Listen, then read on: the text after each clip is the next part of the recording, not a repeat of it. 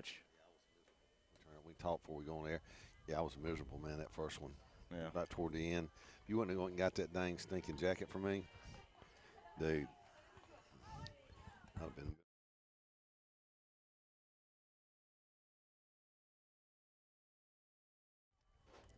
That's something I can work with.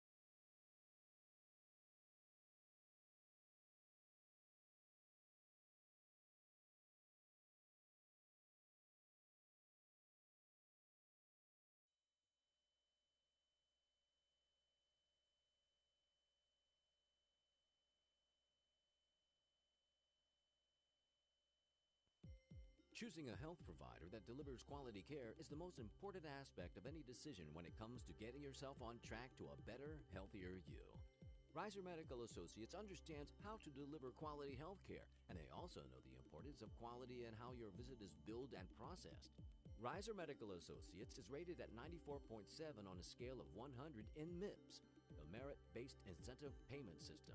MIPS is based on quality, cost, promoting interoperability and improvement activities of the healthcare provider, and MIPS is the first healthcare score provided by the federal government's Centers for Medicare and Medicaid Services.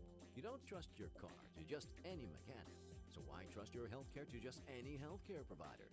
Riser Medical Associates continues to be the right choice for your healthcare right here in Pearl River County. for over 36 years. Riser Medical Associates. People who care about you and your health care with numbers to back it up. Pearl River Community College is home to over 42 career and technical education programs, an outstanding faculty, and 2-year academic pathways for students interested in pursuing a bachelor's degree. Affordable tuition and scholarship opportunities for athletics, fine arts, and academic achievements make Pearl River an excellent choice for students. With multiple locations, flexible scheduling, and online courses, PRCC is prepared to assist students with reaching their educational and career goals. Come join the Wildcat team and enroll with the Maroon and Gold. People come from everywhere to Pawpaw's Campers and Cars. They come from Hattiesburg, Diamond Head, Wiggins, down from Purvis, Covington, Mandeville, Slidell. That's Louisiana. Jackson, Biloxi, Ocean Springs, Bay St. Louis. We're in Picayune, Mississippi, and Daphne, Robertsdale, Fairhope. They come from Foley, Grand Bay, Spanish Fork. They come from Pensacola, Florida. Gulf Shores, Orange Beach, Summerdale. That's Pawpaw's Campers and Cars. Come and see us. People come from everywhere to Pawpaw's Campers and Cars. They come from Hattiesburg, Diamond Head, Wiggins, down from Purvis, Covington, Mandeville, Slidell. That's Louisiana. Jackson, Biloxi, Ocean Springs, Bay St. Louis. We're in Picayune, Mississippi, and Daphne, Robertsdale, Fairhope. They come from Foley, Grand Bay, Spanish Fork. They come from Pensacola, Florida. Gulf Shores, Orange Beach, Summerdale. That's Pawpaw's Campers and Cars. Come and see us. Pawpaw's Campers and Cars, having fun, selling fun.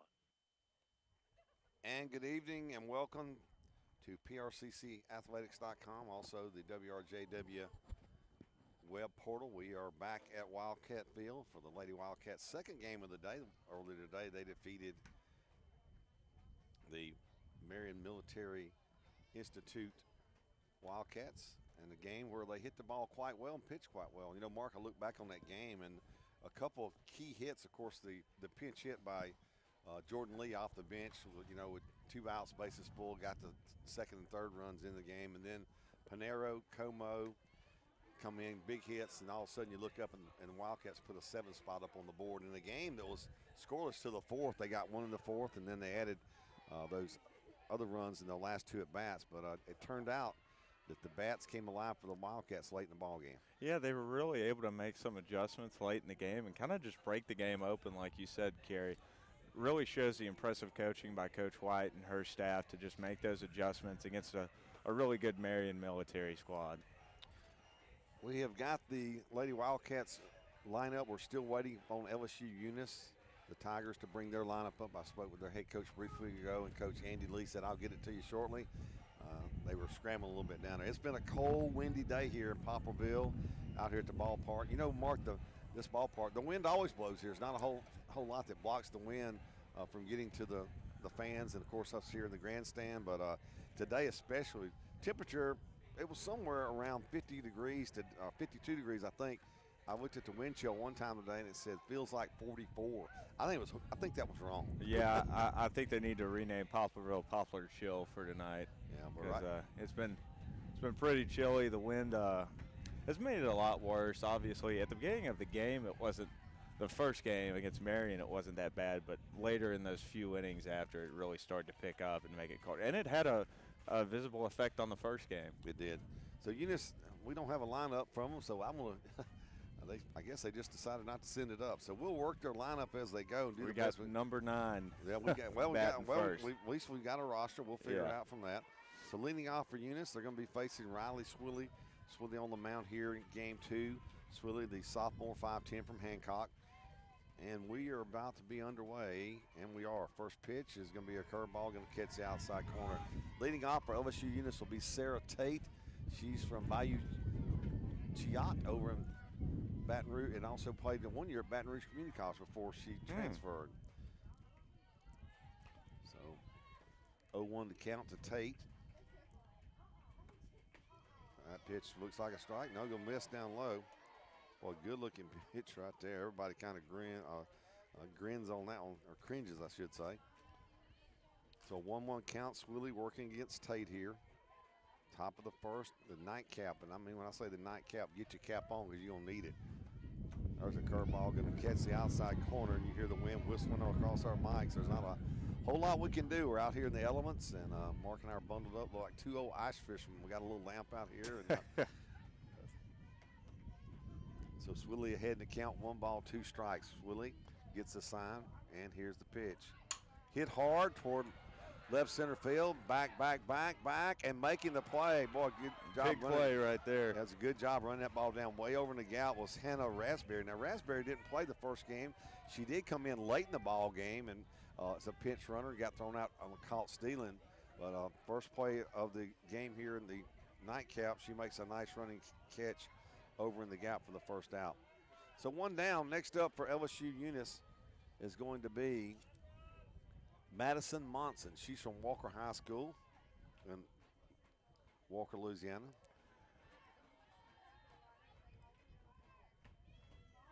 Monson will take that for ball 1. Bats from the left side. Defensively for Pearl River, it'll be Taggart at first, Clark at second, Fagan at short, and Corkin over at third. That's how they started the first game. Turner's behind the plate. That's in there for a strike, and the count's going to go 1 ball, 1 strike. In the outfield from left to right for Pearl River, it's going to be Tur Williger in left. In center field, Raspberry, who just made the play right there we talked about. And over in right field, Alyssa Panero. Panero, big double late in the ball game earlier, drove 1 to the wall, drove in a run. 1-1 count, 1 out. Here's Swilly's pitch.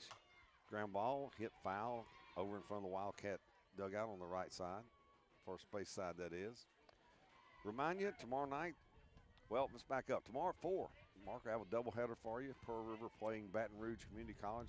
It'll be on the be on the video stream only, PRCCathletics.com. The first pitch banquet tomorrow night at 6 o'clock for the baseball team. And then first pitch for Wildcat Baseball Sunday, a doubleheader here at the new Dub. And that'll be at 12 noon airtime. We're going to be on 11:50. Chop toward third. Corcoran picks it up, throws to first, not in time. Not much she was going to be able to do with that, Mark. That was just a tough play. Corcoran came in, did all she could do. That's an infield single for Monson. Monson runs well. So she'll be on at first on the infield single, and Eunice has a base runner.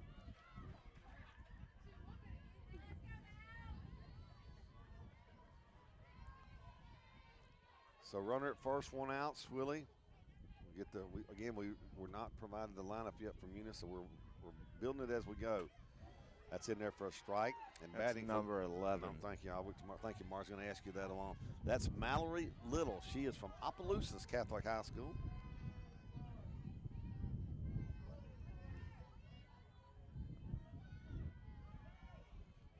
Swilly, 1 ball, no strikes.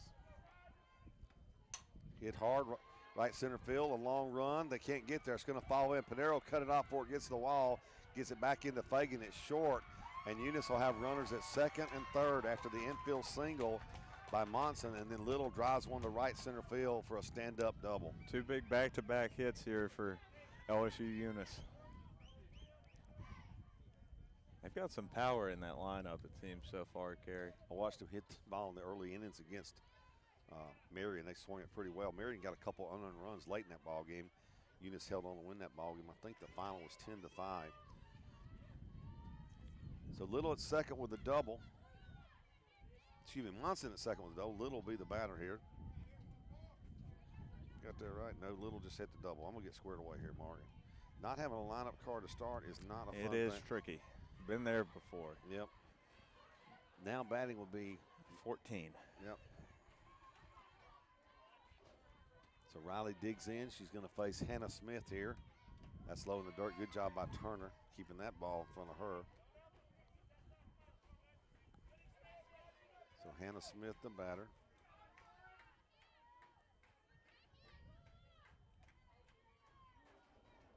Runner at second, runner at third, 1 out. Swilly working a 1-0 count. Here's the pitch. That's in there for a strike on the inside corner. Came right back with the fastball and paints the inside corner. That was a good inside ball right there. Yep, Turner, a good frame by her of the pitch. So 1-1 to count, 1 out.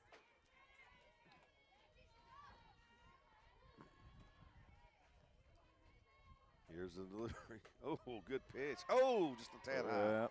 Maybe just a little bit high. Good looking pitch there from Swilly. She's really working that inside. She is indeed. Swilly, the 5'10" sophomore from Hancock. Riley Swilly looks in, gets a sign, flashed by Mary Grace Turner. 2 ball, 1 strike. Here's the pitch. Hit hard, left center. Goodness. Left field line, and it's going to be off the glove of the left fielder. Good effort. Not able to bring it in was Terwilliger. 1 run is in. Here's the 2nd run. Both runs will score. That's a hard catch to make, Mark. Absolutely. I'm going to have to score that a base hit. And so 2 runs in for Eunice as they'll get the double from Smith, and Munson and Little will score.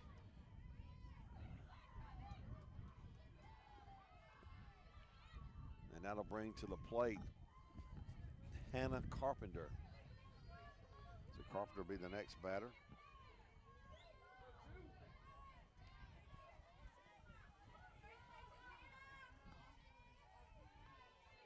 Two runs in here for LSU Eunice in the top of the first. Swilly looks in, winds, delivers, cuts loose, hit hard to third. Caught, throw back to second, double play. Boy, good play. Great play right there. Corky catches the line drive, throws back to second. A good job getting behind the runner from Alden Clark, and that's a double play. And that's a good way to get out of the inning. Sure is. Quick, fast, and in a hurry for sure. But damage done. 2 runs put on the board here by LSU Eunice. We'll take a quick break. We'll come back. Wildcats will be coming to bat here in the bottom of the first, down 2-0. Back after this.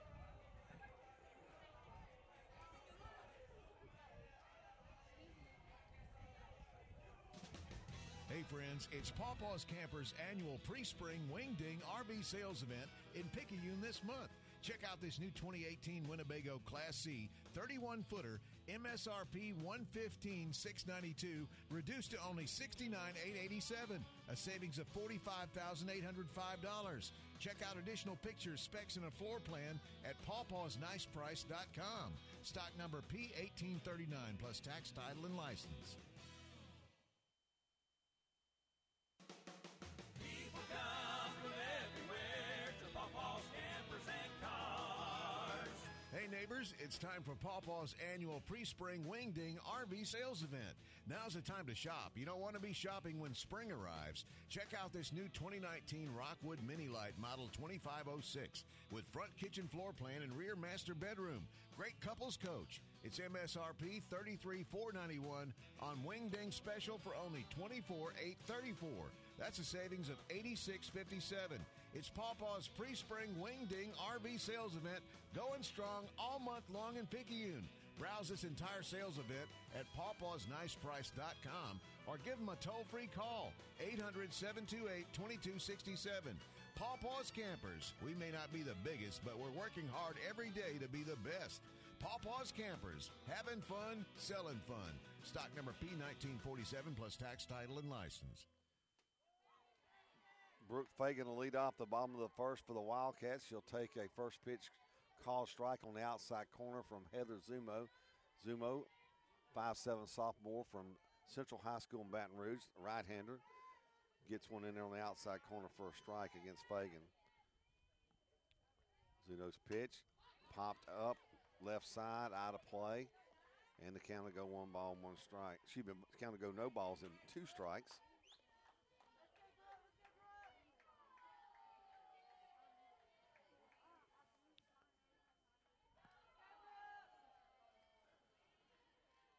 Hannah Raspberry steps in the on-deck circle for Pearl River. 0-2 pitch. That'll be outside from Zumo. And the count will go 1 ball, 2 strikes. 2-0. Eunice puts up a 2-spot. Big 2-run double was the damage done there off the bat of Hannah Smith. Zumo's 1-2 pitch. Change up, hit towards second. Second baseman fields it, throws to first, not in time. What an effort. That's a great effort, as you said there, Mark. Great effort over at first base. Brooke Fagan's going to beat it out for an infield single. Goes head first into first base, and Wildcats have a runner aboard as Raspberry. And, you know, Kerry, that's kind of something Coach White told me Thursday. She said, we want to see that intensity that this team showed on opening day. It's easy to come out with that intensity and high energy on opening day, but let's see if we can do it each game throughout this season, and that's what you want to see in terms of effort right there from Brooke Fagan. Hannah Raspberry be the batter. Raspberry, the freshman from George County. She'll bat from the right side. Runner at first is Fagan. Wildcats down 2-0. Showing bunt. Going to bunt it straight back into the screen. So 0-1 to count. We'll give a special shout out to Coach Mike Avalon for getting me this hat, this cap, this beanie, this whatever you want to call it. It's warm. No balls in the strike. Zumo checks her wrist, gets the sign, and now she will bring the pitch in. Bunted toward first. Boy, what nice a, play. oh my goodness. That was a nice play by the first baseman. Little. You want to talk about an athletic play right there? It's a good job by Little. Little's going to come running in there and make the catch on the bunt for the first out of the inning. So that brings up Alyssa Pinero. Pinero, a couple hits in the first game today.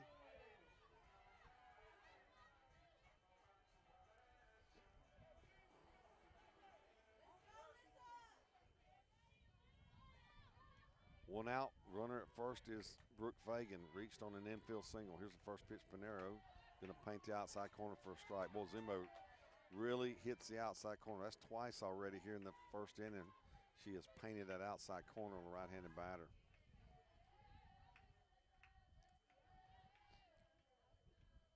Oh, 1 pitch upcoming to Pinero. Here it comes.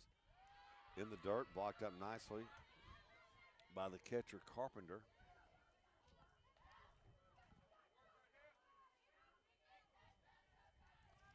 One ball, one strike to Alyssa Pinero. Running at first is Brooke Fagan, 1 out. Wildcats down 2-0, batting in the home half of the first. Here's the pitch. Pinero takes a good hack at a fastball, fouls it out of play back over the right side.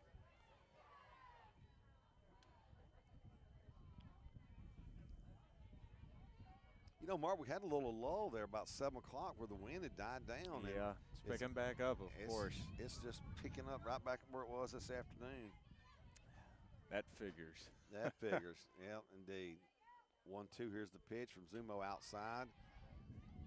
So Pinero takes the count back to 2-2 after getting down 2 strikes in the count.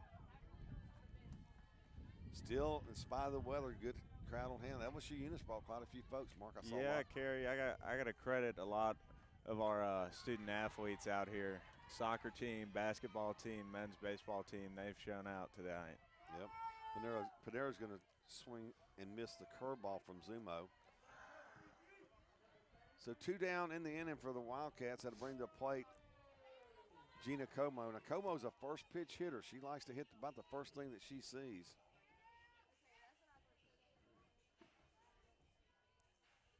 Worked out well for her the last game. It did. Zumo's pitch on its way. Ooh. Swing and miss at a fastball. Let her He was high. trying to kill that one. A little bit late on the swing Yeah. there. Zumo's got really good velocity. Really turns loose with it. 0-1 pitch upcoming. Swing and a miss. Chased one out of the zone. And the old rule is you get them to chase one high, you always go a notch higher. Yep. See if they'll chase, and Comer will chase. Can't get it. So 0-2, 2 outs. Fagan run at first. Here's the pitch. That's going to miss outside. Took something off that one. 1 ball, 2 strikes. Mary Grace Turner in the on-deck circle. Should Como find a way to extend this inning right here. 1 ball, 2 strikes, 2 outs. Heather Zuma, excuse me, struck her out. Good showing there by LSU Eunice. Boy, she's strong, Mark. Mm-hmm. She's going to be tough. We played 1 complete here from Wildcat Field. It is 2-0, LSU Eunice on top. We'll take a break, come back after this. Mayhem is everywhere. I'm that guy with all the bumper stickers. I'd rather be driving a golf ball, but I'm going to buy American-made products with my 5th grade honor student. And if you can read these stickers, you're driving too close. So when I brake for a dog, happens. So coexist with Allstate, where agents help keep you protected from mayhem. Like me. Call Allstate agent John Pocket today at Picayune 601-798-7005 and Poplarville 601-795-2700. Subject to terms, conditions, and availability.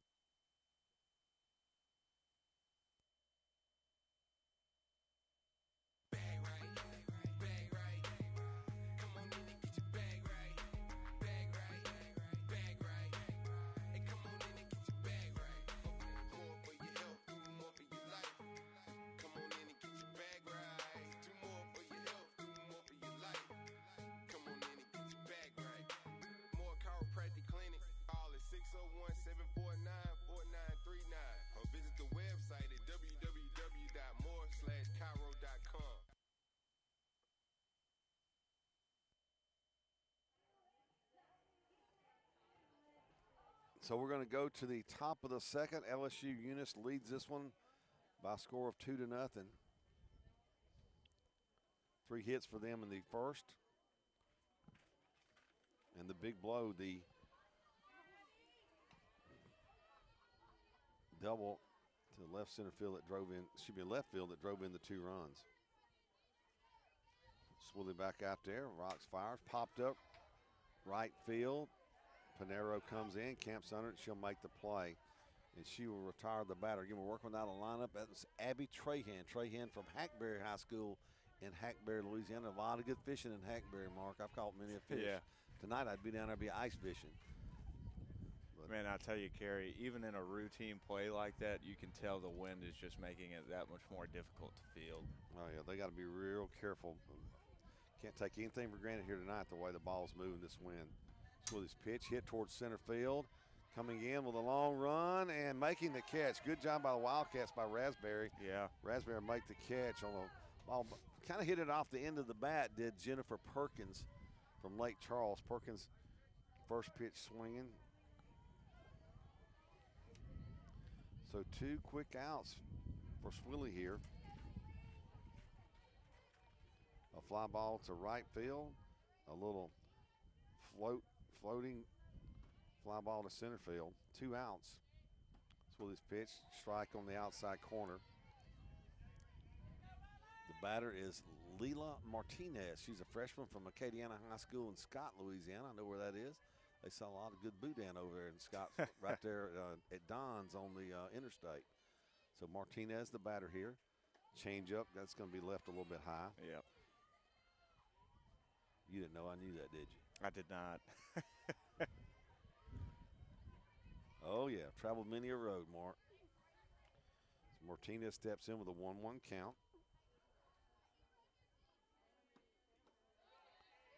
That's a good-looking pitch. But not a strike. 2 balls and a strike. Lily Martinez. Martinez batting with nobody aboard. 2 outs, 2 fly balls, 1 to right, 1 to center. Swilly looks in, gets the sign from Turner. Here's her 2-1 offering. That's going to miss a little bit high, and the count's going to go 3 balls and a strike.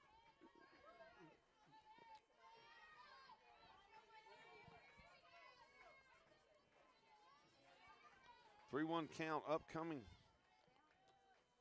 Swilly looks in, gets the sign. Here is her offering to Martinez. That's going to be a little bit high. Martinez will get a 2-out walk. So Martinez will be down at first base. And that will bring to the plate for LSU Eunice. That will bring to the plate number 5. Kelsey Bowden. She's from New Iberia, Laurelville High School. So Casey Bowden will be the batter here. Kelsey Bowden. I said it wrong, Mark. Got to lean across to see the old roster here. Swilly's first pitch, going to miss out of the zone for a ball.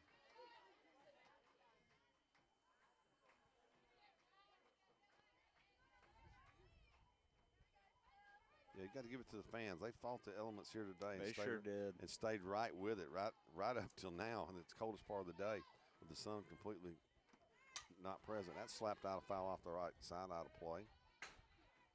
That one got the roof. It made it to the roof. We've been waiting for them to make it all the way to the roof tonight. It Sure finally got have. there.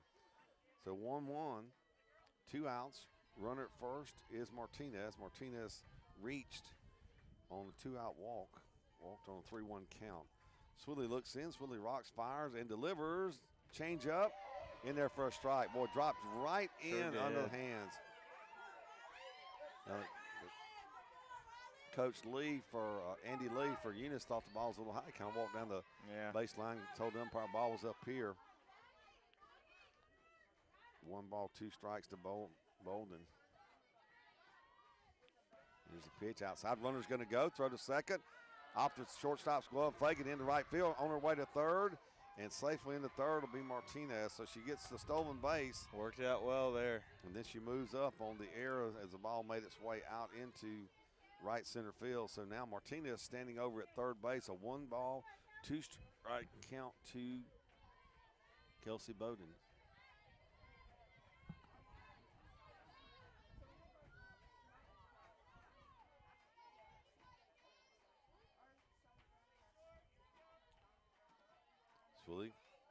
box, fires, delivers. A little bit low. The count will go 2-2.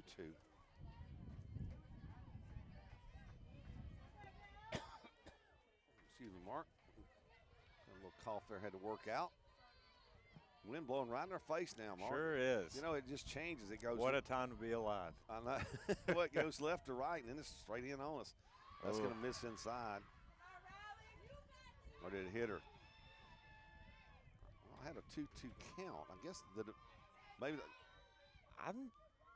Are they saying it hit her? I really didn't see it. I know it was low and inside. It must have nicked her leg. Must have. I had a 2-2 count on my score. Yeah, the count was right, I think. So must have hit her. I'm going to put it as a hit batter here.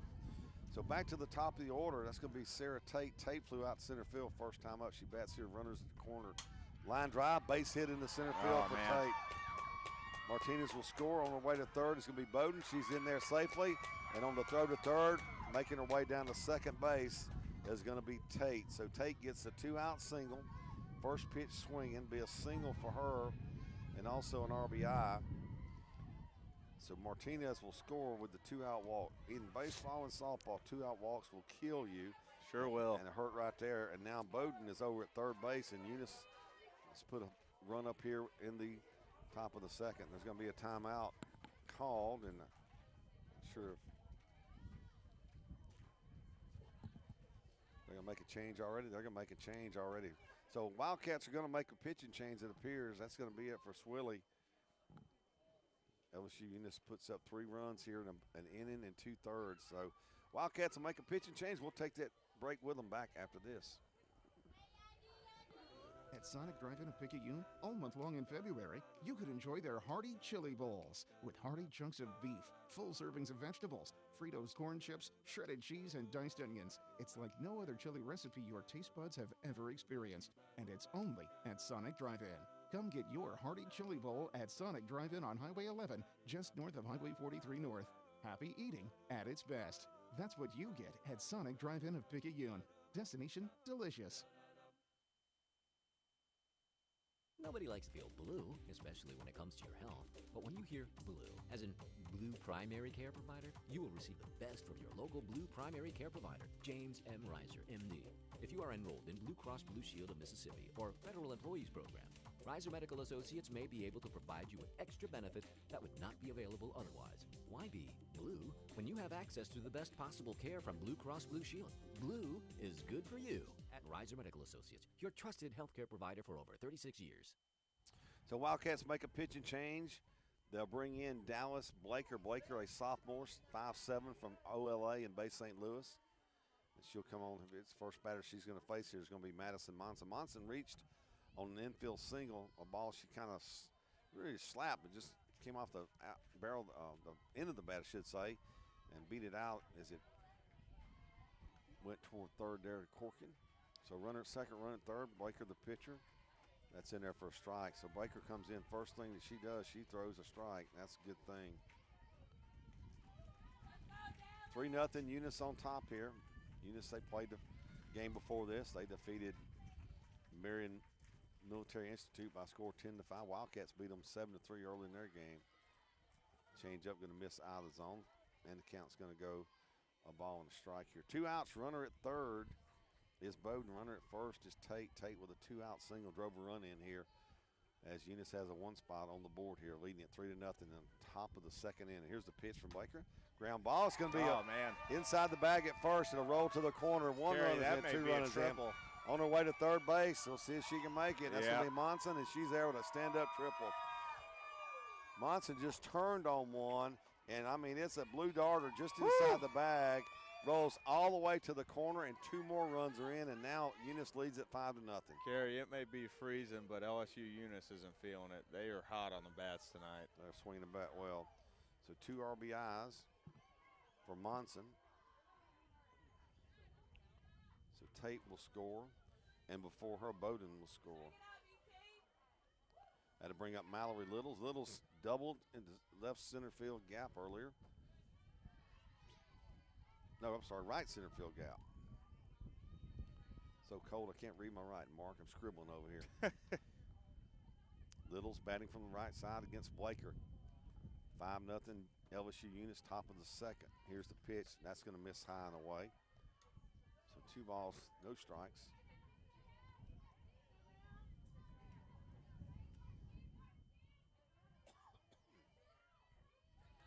That old wind is tough, Mark. Sure is. I mean, it's brutal. I'm just saying, it is keeps punching me in the face, and I just can't like, punch back. I feel that way. That ball missed outside, a little out of the zone. 3-0 count here to Littles.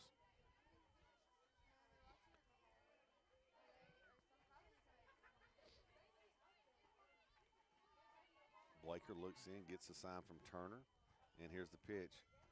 In there for a strike, 3-1. Came back, got the curveball over on 3-0.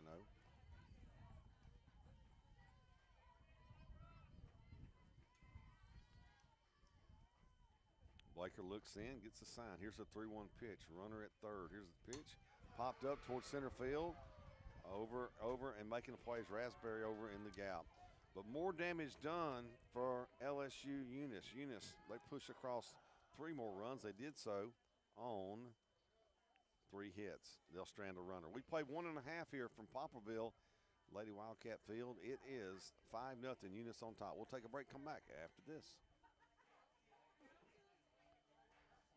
This is Donald Hart, Supervisor District 1, Pearl River County. We have put forth great efforts to try and clean our county up. If you look around, you see litter everywhere.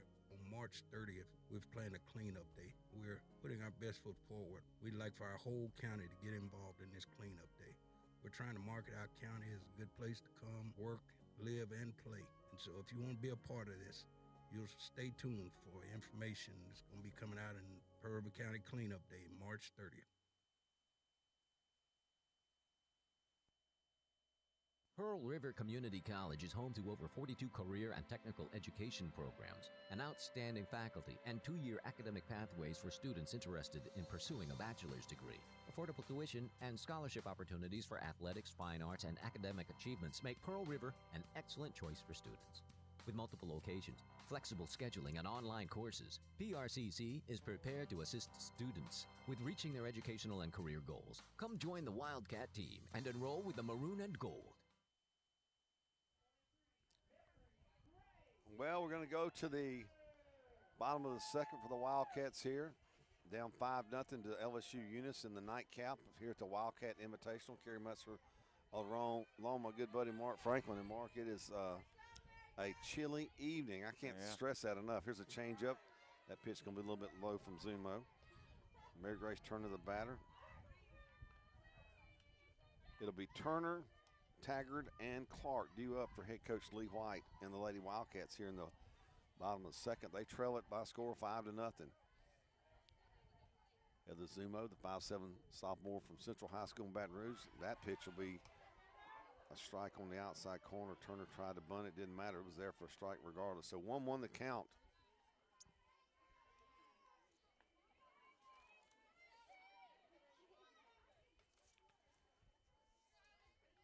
Zumo looks in, gets the sign, and here's the pitch. Swing and a miss. Strike 2.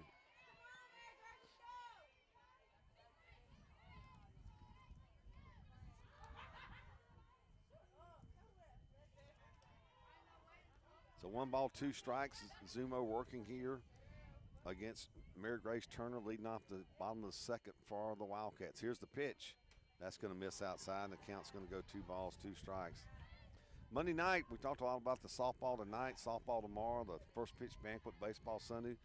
The Wildcats will be back at home. Lady Wildcats will be in Marvin R. White Coliseum. I like to call it the White, and airtime will be 5:20 on PRCCathletics.com. Also, the WRJW web portal, same time.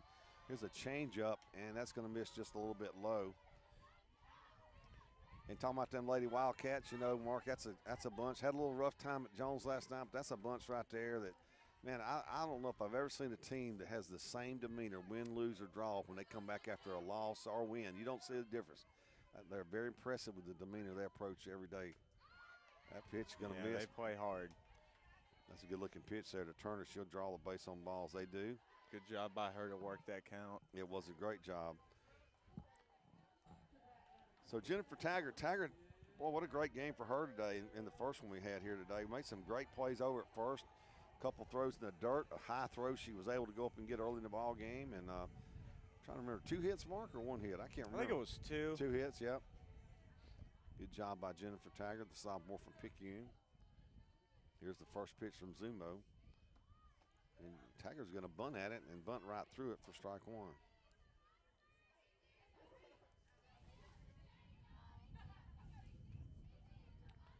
So Lady Wildcats and the men will be back in Marvin White Monday night. Take it on Hines. More South Division action. 0-1 pitch. That's a strike on the outside corner. So Taggart's down in the count here. No balls and 2 strikes. Nobody out in the inning. Mary Grace Turner drew a walk. She's down at first base.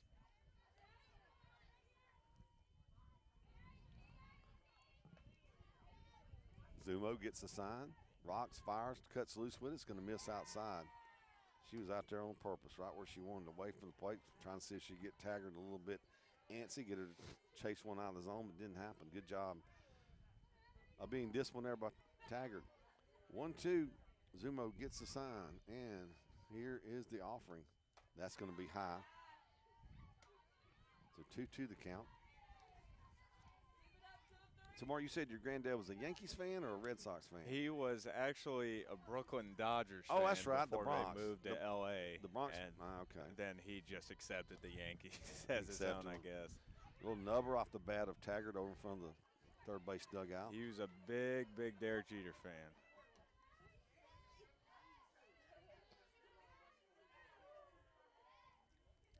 He always told me it was pretty hard to watch a cold baseball game. I never took his word for it. I think I believe.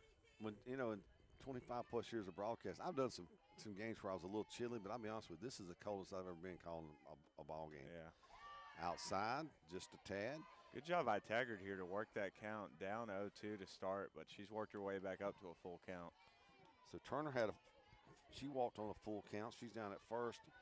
So Zumo pushed to 2 back-to-back full counts. Let's see what she does right here with Taggart. Here's the pitch. Hit lofted toward left field. Coming in, and boy, fighting that wind and finally making the play out in left field for Eunice and doing a good job staying with that one was Trahan. So Trahan will make the play out in left field. So 1 out in the inning as Taggart flies out to left field, and that'll bring to the plate Autumn Clark.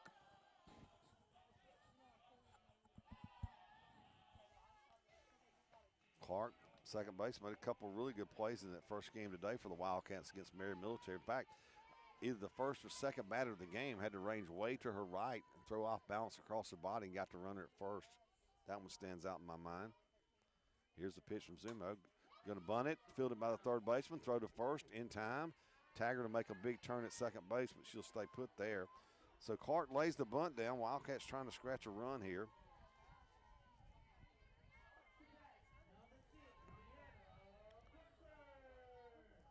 So 2 outs, runner at second is going to be Turner. That'll bring to the plate for the Lady Wildcats, Brianna Corkin. Corkin, freshman from Live Oak Academy in Watson, Louisiana. Runner in scoring position is Turner. Here's the pitch from Zumo. That's in there for a strike.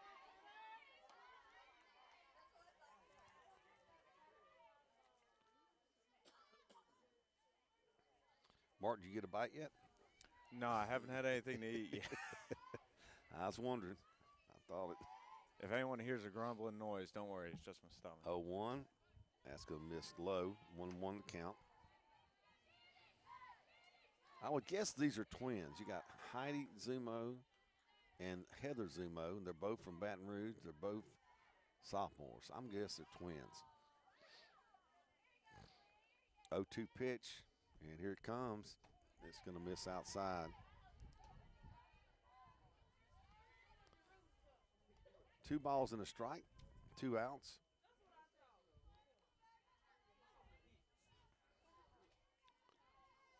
Runner at second is Grace. She led the inning off with a walk. And after a fly out by Taggart, moved up on the bunt by Clark. That's a strike on the outside corner. And the count's going to go 2-2. Zumo kicks a little dirt around, looks to the dugout, gets a sign. She'll check her wrist, as does Carpenter. They both flash the signs from the dugout. Here's the pitch. That's going to be outside. Another full count. That's like the third one in this inning, it feels like, Kerry. It is, because Turner, Taggart were both full counts. Clark came up and bunted. She bunted the second pitch she saw. So 3-2, 2 outs. Here's the offering from Zuna. Zumo's hit hard, boy, right over the dugout, or did make it in the dugout. That ball was ripped. That made it to the soccer bleachers. Wow. I'm a little impressed. I don't think we've seen that today yet. No, we've had some that have rolled close to it over there. Soccer field back to our left here at Lady Wildcat Field. The Dub baseball field back to over to our right. Straight in our face, the wind. Full count again. Here's the pitch. Zumo, change up, hit toward left field. Back goes the left fielder. It's overhead. Run's going to score for the Wildcats around first. On her way to second base. Corcoran in there with a stand-up RBI double. A big-time hit right there, Kerry. Stayed back. It was a change-up. She stayed back. And staying back, kept her hands back and drove it into left center field for the double and the RBI.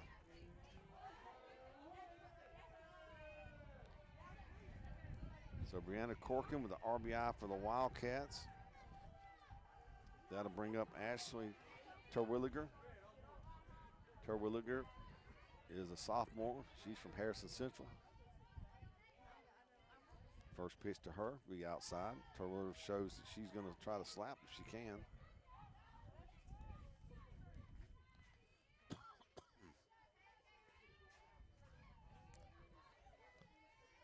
One ball, no strikes, 2 outs. Zumo's pitch to Terwilliger. Well, chopper's going to be a tough play. Nice play by the third baseman. Boy, that's a great play. Phenomenal play. Coming across and diving was Hannah Smith, and Hannah Smith will make an outstanding play for LSU Eunice, and that'll close in. Now, Wildcats do get a run. They did so on 2 hits. And, excuse me, they did so on 1 hit and a walk. And we have played 2 complete here from Wildcat Field. And LSU Eunice leads it by a score of 5-1. We're going to take a quick break here. You're listening to Wildcat softball. Lady Wildcats here at home at Wildcat Field in the Wildcat Invitational. Take a break after we get through this right here. Hello, I'm Tara Keller from right here in our hometown of Picayune. When I see my boys starting their first day at school or my friends and family buying their forever home, it reminds me how America got started with life, liberty, and the pursuit of happiness. But let's face it, one serious mistake puts all that in jeopardy, and that's why I'm devoted to representing and educating families with their legal needs. Call me at 601-749-0080 when you're facing a divorce or closing a deal on a home. I can help. I'm Tara Keller, attorney at law. Banking should be personal and convenient. You get that and so much more when you bank at First Southern Bank. You get the personal attention that you'd expect from a community bank and the convenience you'll enjoy with 6 locations. First Southern Banks are mortgage professionals. Stop by their location at 1321 Highway 43 North in Picayune and check out their many mortgage options available. First Southern Bank, keeping the Southern tradition. Give them a call at 601-798-6438.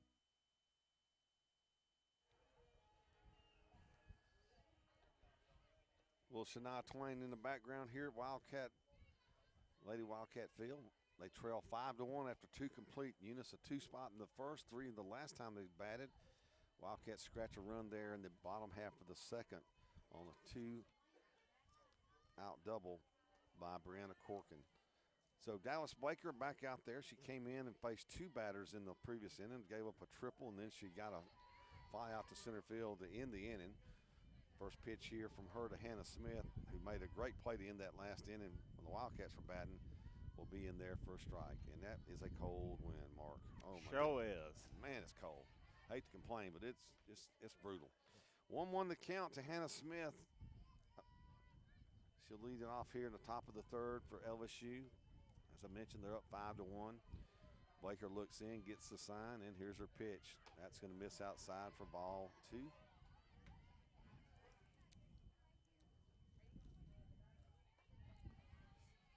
Wildcats got some action in the bullpen again. Baker gets the sign. Here's the pitch.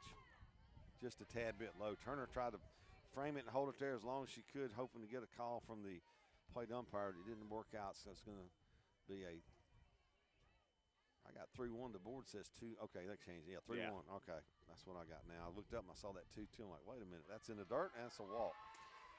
Lead off walk here for Smith. She'll be down at first base. Had to bring up Hannah Carpenter. Carpenter lined out in that double play that really, Mark, you look back, that was huge.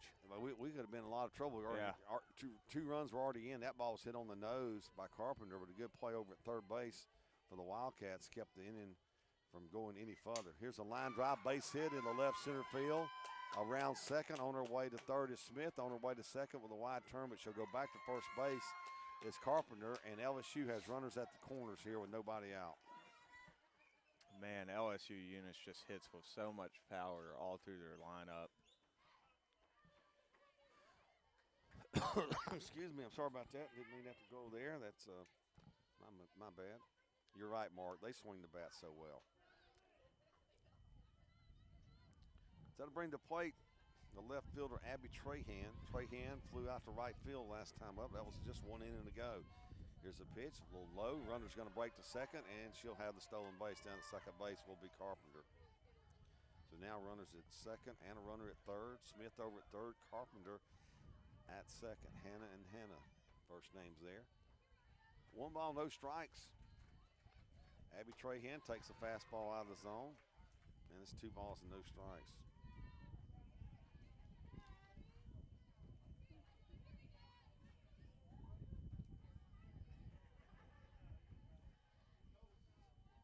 Waker looks in. Gets a sign from Turner. Here's the pitch. That's going to miss outside. And it's a 3-0 count.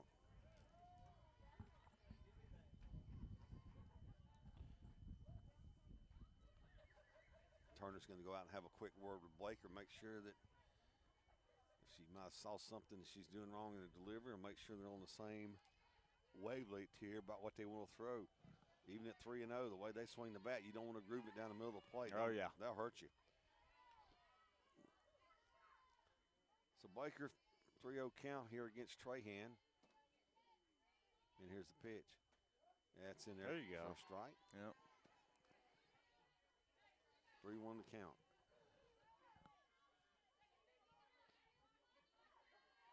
Baker toes the rubber, gets the sign. Here's the pitch. Popped up, right side. It's going to make it back into the stands, out of play. Oh, my goodness. This guy just dove off. Oh, my gosh. I've never seen this guy dove off the platform. And caught it. And landed. And rolled. And oh, my goodness. How did he do in that? a finesse manner, landed, too. I wish we had that on video. That was amazing. That looked like something off of a parkour YouTube video. Here's a ball hit hard, left center field, back. That ball's out of here. A home run for Abby Trahan. And LSU Eunice has got 3 more runs on the board. They swing the bat, Mark, as well as anybody I've seen. They just have so much pop on their swing, Kerry. A 3-run shot. And look, I'm going to say this, to get it out of here in this wind here tonight, that's something. That's a poke, as they would say. Yeah. That's a poke. She got all of that one.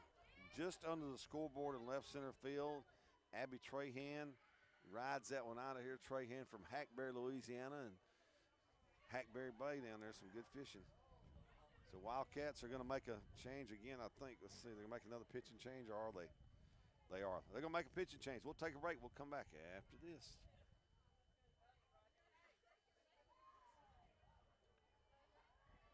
Hey friends, looking for a bunkhouse travel trailer? Pawpaw's Campers and Picayune's got an awesome selection of bunkhouses, just like this new 2019 Catalina SBX 26-foot bunkhouse. Its MSRP is $21,766, on sale today for only $14,487. That's a savings of $68.89. 8 to choose from. Price includes battery and starter kit, plus tax, title, and license. What about this new 2019 Zinger 26-foot bunkhouse with a dinette slide and outdoor kitchen? MSRP $27,862, reduced to only $19,877. It's a savings of $79.85. We have 6 to choose from at this price. It's Pawpaw's Campers in Picayune pre-spring Wingding RV sales event. Browse Pawpaw's entire inventory at pawpawsniceprice.com or give us a toll-free call, 800-728-2267, plus tax, title, and license. Pawpaw's Campers and Cars, that's all you need to know. Thank you, Pawpaw. Mark, we were just talking on the break. One of the hardest balls I've seen hit in fast pitch in a long time. Sure was. She knocks it out against a dead wind that was blowing straight in. And even when it's not blowing straight in, it's blowing from left to right. So it's going to push that ball.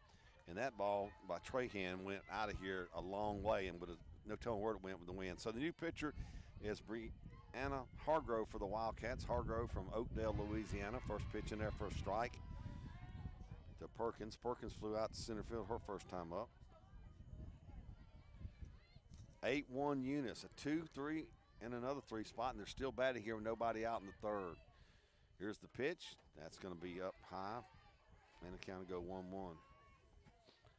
Hargrove, 6-footer from Oakdale, Louisiana, right-handed pitcher.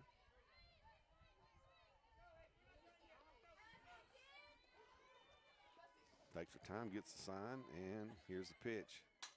Hit in between the bag, and it go into right field. Good effort by Taggart, couldn't get to it. Pinero's throws second and not in time. And a stand-up she double. didn't get on base. They called her out? They're going to call her out. Wow. She came off the base, and they're going to call her out. So it's going to be a single, and then she's out at second. So she gets credit for the single, and then she's out at second. So the throw came in, and she was off the bag. So a single for Perkins, and then she's tagged off the bag at second. Heads-up play right there by Fagan. Fagan will tag her out. I could not tell what happened, Mark. I honestly didn't see it. I don't know if she overran the bag or what, Kerry. Well, she was I thought I saw her jump up and down, but I wasn't sure that Fagan had the ball on when she did that. Well, when she tagged her, it looked like she saw something as if she missed the base or something, and I guess the official agreed with her. Yep. So 1 out, 1-0 pitch here to Lily Martinez. She walked and scored a run back in the second. Hargrove's pitch will miss low. It's 2 balls and no strikes.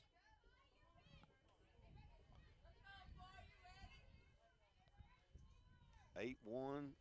Eunice leads. They bat here in the top half of the third at a frigid Lady Wildcat Park, and the wind has got the flags blowing completely straight out there. That ball just missed off the plate, and it's a 3-0 count. Oof. Gotta love it, Kerry. Gotta love it. Do I have to? No, we making it good. Ball 4. Yeah. So 1 out in the end, and runner at first is going to be Martinez after the walk. Got to bring to the plate Kelsey Bowden. Bowden hit by a pitch. We weren't sure she was hit by a pitch or if the count was wrong. I think she was hit by a pitch. Yeah, she would have had to have been hit by a pitch because the count was right. I think her left leg got nicked. Yeah. So Bowden will bat. She'll bat here. Runner at first is Martinez. Martinez fakes like she's going to go. Strike in there from Hargrove on the outside corner. No balls and a strike.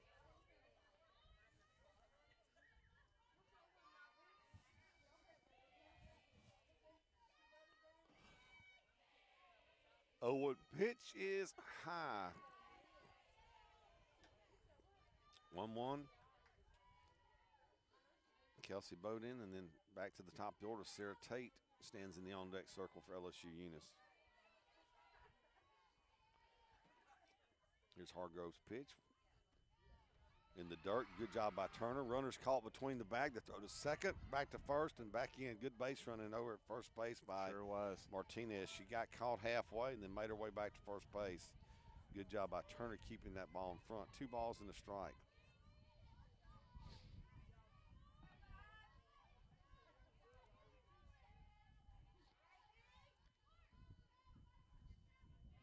Hargrove gets a sign, and here's her pitch.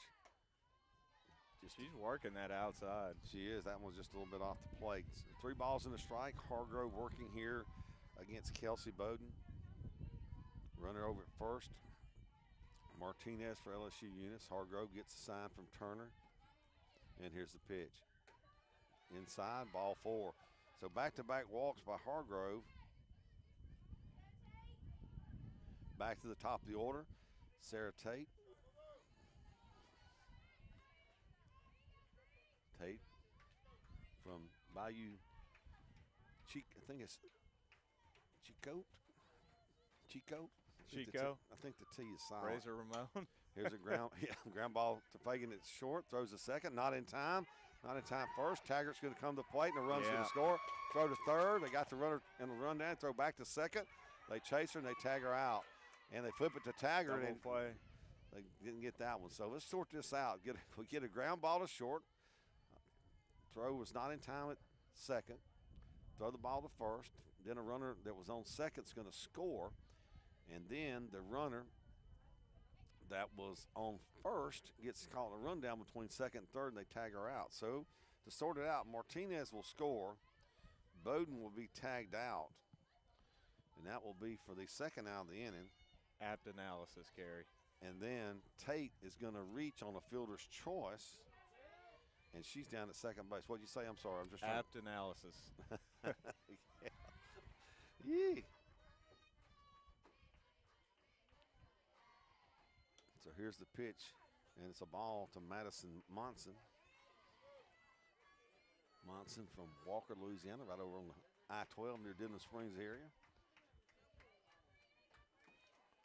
1-0 pitch from Hargrove in there for a strike on the outside corner.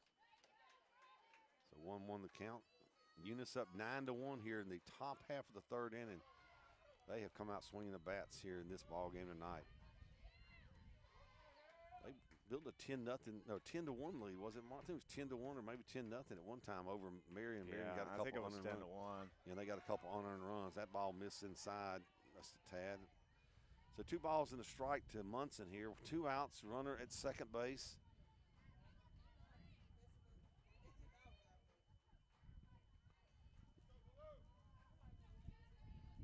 Two balls and a strike. Here's the pitch coming up from Hargrove.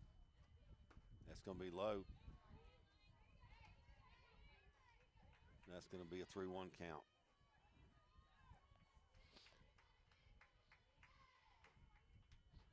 That's going to remove something from her wrist. So Hargrove had something on her wrist. She's going to take off and take over to the dugout. Some kind of jewelry or something. She'll give coach, one of her coaches.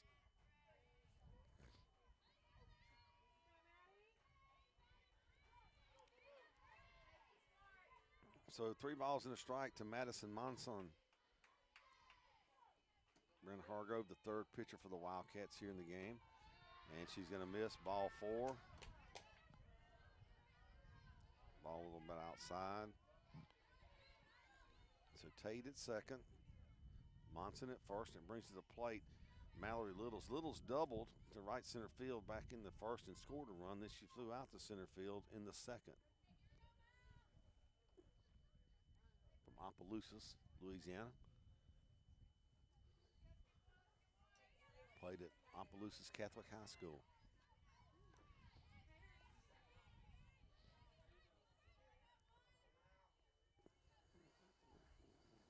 Ooh, that's cold. Just got a fist butt there from Jakia Harper. That hand can shoot. I can tell you what, that hand's cold right now. Oh, yeah. Oh, me. So 2 outs. Runner at second, runner at first for the batter, Monson. She's the 9th batter to bat here in the inning for Eunice, and that's going to be ball 1.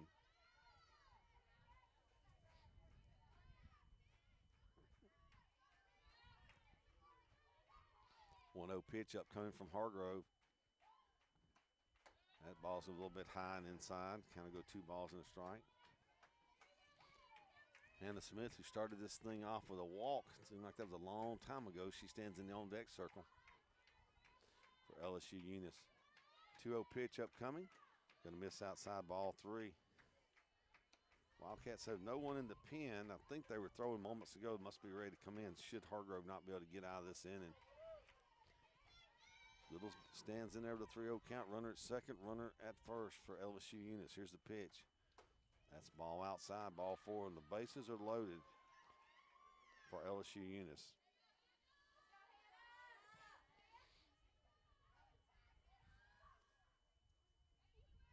So Hannah Smith will bat for the second time in the inning. Walton scored a run already. That's outside for a ball. And now one of the Wildcat faithful going to get into it with an umpire.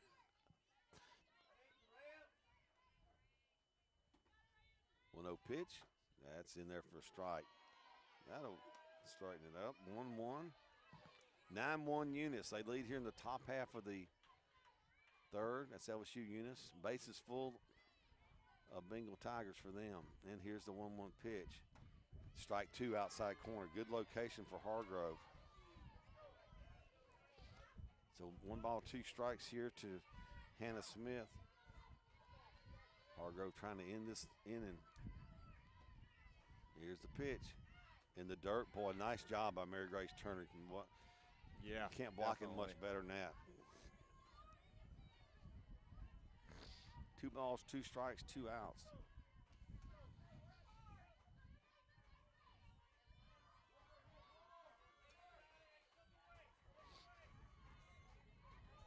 And here's the pitch. That's going to be ball 3. So no place to put her. 3 balls, 2 strikes, bases full of LSU Eunice runners. Brenda Hargrove trying to get out of this inning. And here's the pitch. Ball 4. And a run will walk in. That makes it 10-1 Eunice.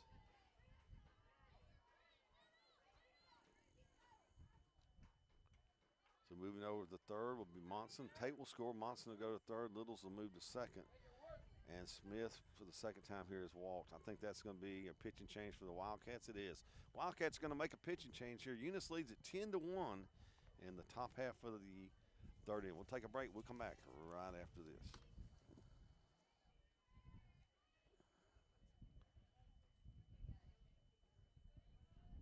At Sonic Drive-In of Picayune, you don't have to wait for the next fair or festival to enjoy delicious and unique deep-fried treats.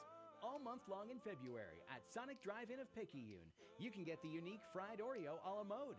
This Sonic treat takes the classic cookies and perfectly batters and fries them and serves them with Sonic's vanilla ice cream. Come and get your fried Oreo at Sonic Drive-In on Highway 11 just north of Highway 43 North. Happy eating at its best. That's what you get at Sonic Drive-In of Picayune.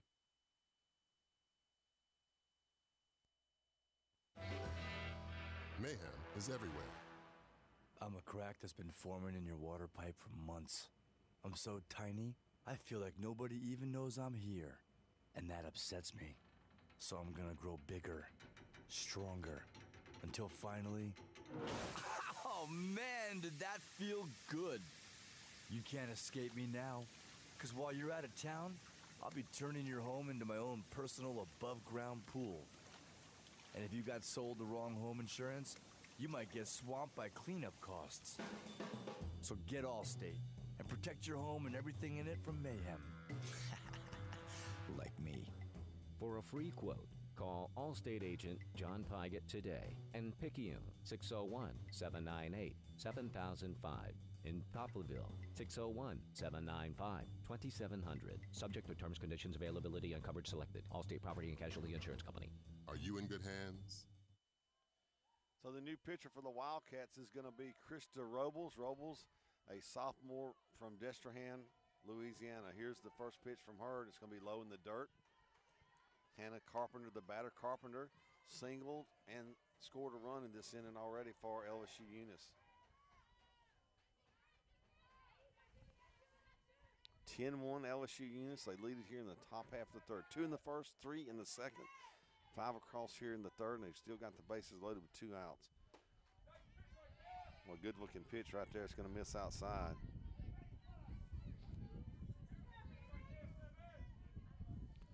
So 2 balls, no strikes Krista Robles on in relief. Gets a sign from Turner. Rocks, fires, and delivers. That's going to miss outside, and that's going to be a ball as well. 3-0 the count here to Carpenter. Carpenter lined to third. And that double play that got the Wildcats out of the inning of the first, and then singled and scored in the third. That's this same third inning. She'll be the 11th batter to bat in the inning here for LSU Eunice. That's going to miss outside. Ball 4, another run will come in.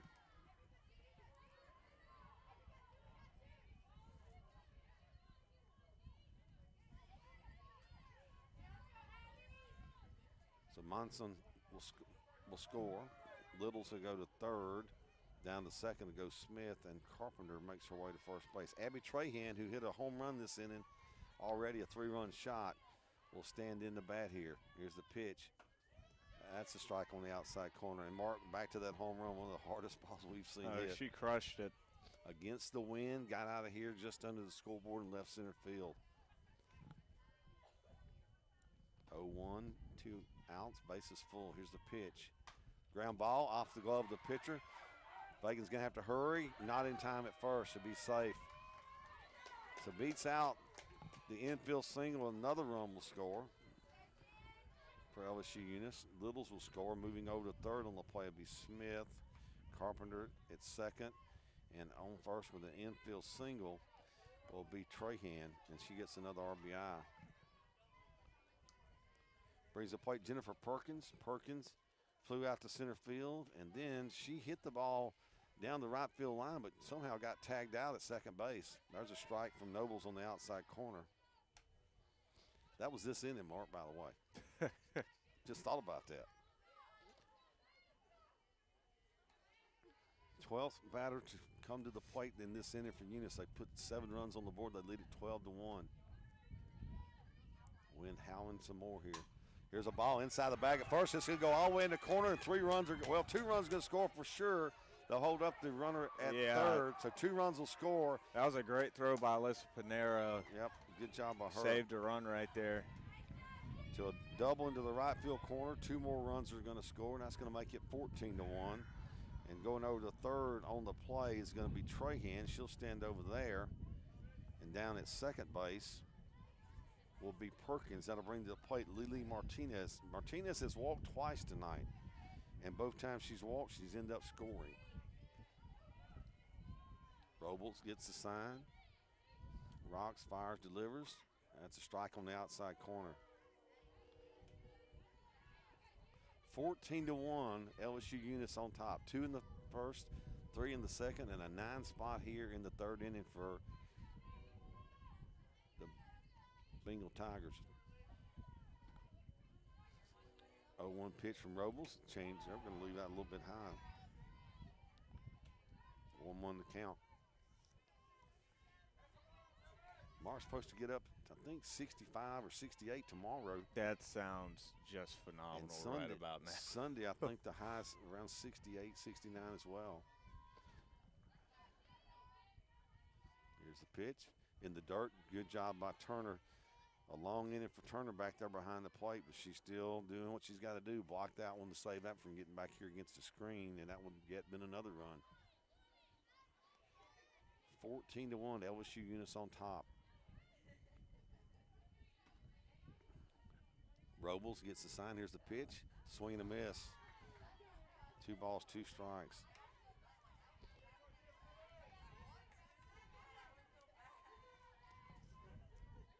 Two the count, 2 out. Runner at second, runner at third. The batter is Lily Martinez facing Krista Robles. The 4th pitcher of the night for the Lady Wildcats. We're here in the third inning, 14-1. Here is the pitch.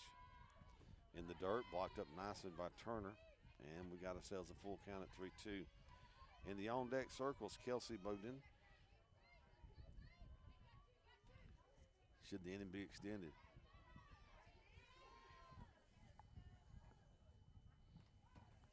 Here is the 3-2 pitch upcoming from Robles, and it's outside, ball 4, and the bases are loaded again. So bases full. That'll bring up Kelsey Bowden. As I mentioned, Bowden hit by a pitch and walked.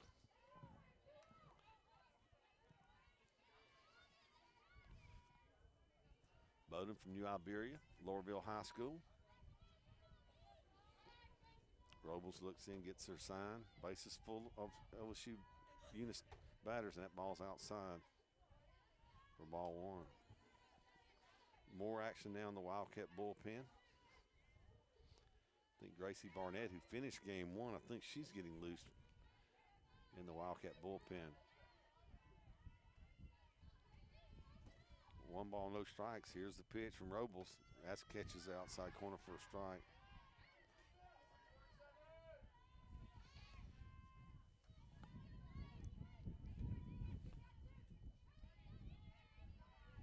One to count, 2 outs, bases full. Eunice leads 14-1. Here's the pitch to Bowden in the dirt. Turner keep it in front. Good job again by her. 2 balls and a strike.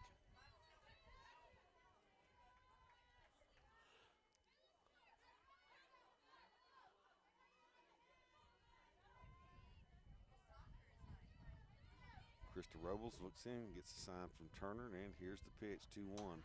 Off the hands toward first, Taggart will call for it and make the play. And the inning is finally over. Boy, a tough inning for the Lady Wildcats, a big inning for Eunice. Eunice is going to push across 9 runs. They did so. I'm going to have to count them up, Mark, on 1, 2, 3, 4, 5, 6 hits. They'll leave the bases full. We have played 2.5. Eunice leads it 14-1 over the Wildcats. We'll take a break, come back after this. When you wake up with an aching back or sore neck, Dr. Debbie Moore with Moore Chiropractic Clinic suggests you consider making simple changes in your sleeping position to alleviate unnecessary strain on your body. According to the American Chiropractic Association and Dr. Debbie Moore, it's best to sleep on your back or side because laying on your back or side allows your head, neck, and spine to relax into their natural alignment. This will help you wake up pain-free and feeling rejuvenated. Moore Chiropractic Clinic. We've got your back. Reiser Medical Associates works with healthcare plans to ensure you get the most benefits possible. Reiser Medical Associates and Picayune Health Services are partnered to provide services from Magnolia MS Can and United Healthcare MS Can to ensure that all the children in our community get all of the necessary preventative health care and immunizations they need to stay current with state health guidelines and be as healthy as possible. Reiser Medical Associates, your trusted healthcare provider for over 36 years, right here in Pearl River County. Reiser Medical Associates, we understand you.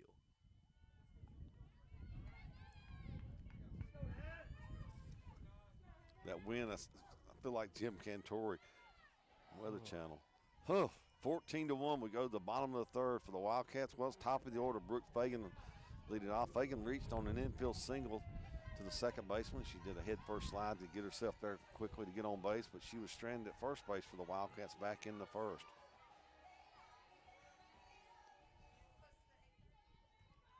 Heather Zumo after a long break. First pitch will miss outside for ball one. I wasn't watching, Mark, but I would bet that Zumo probably threw a few. You know, it's not like baseball where you got to throw as many to stay loose, but I bet she got up and tossed a few over there to stay loose to that long inning. I could be 100% correct or 100% wrong because I didn't look at it. I'm just guessing. 1-0 pitch upcoming from Zumo. Hit towards center field, right in her tracks, and making the play for LSU Eunice is going to be the center fielder. I still haven't got all the defense figured out. I think it's Bowden playing out there.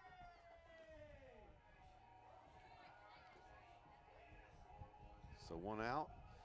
Hannah Raspberry, the batter. Raspberry flew out to the first baseman her first time up back in the first inning.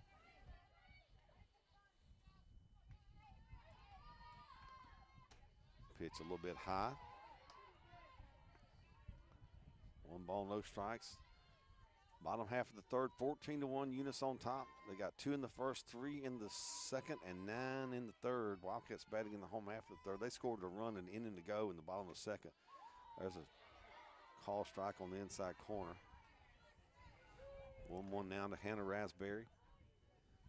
Raspberry, the freshman, 5'8", from George County High School over in Lucedale against that Alabama line over there. Here's the pitch. turned on that one, hit it off the facing on the third base dugout. It'll ricochet back out on the field. So 1 ball, 2 strikes.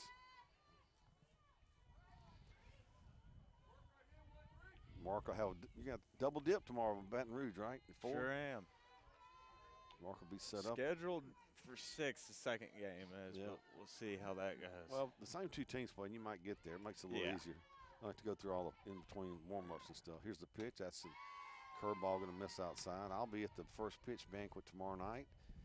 And then Sunday, we'll be back with you. Mark and I'll tag up. Old Barry Harper's going to spend a little time with us, and we'll be doing some Wildcat baseballs. They open the season against Jefferson College. 2-2. Here's the pitch. Hit toward the holes, get through for a base hit.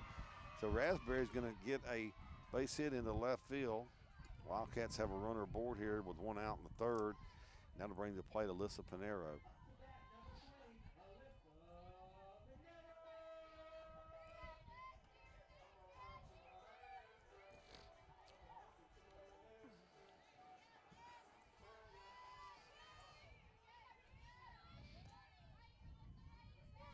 Pinero batting from the right side. Struck out swinging first time up against Zumo in the first.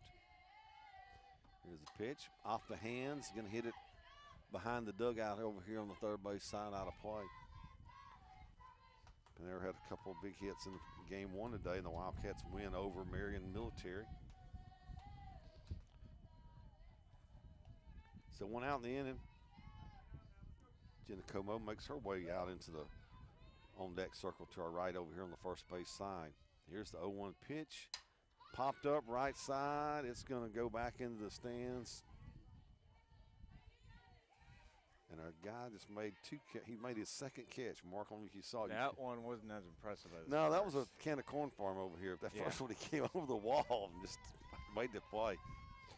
No balls and 2 strikes. Folks, when it's this cold, you got to find something to talk about because we are very, very I am just trying to keep moving. Yeah, I'm over here bouncing. I get cold, I bounce. 0-2 the count to Pinero. Here's the pitch. Change up. Foul tipped it right into the glove of the catcher, and that will be the second out. Pinero goes down on strikes. So 2 outs in the inning. That'll bring up Como. Como struck out swinging on a changeup.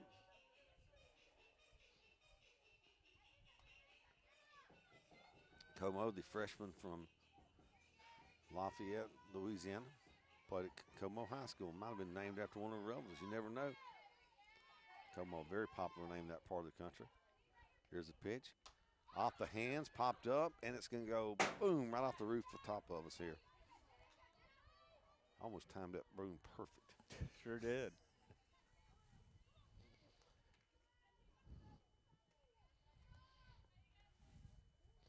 Oh, 1, 2 outs.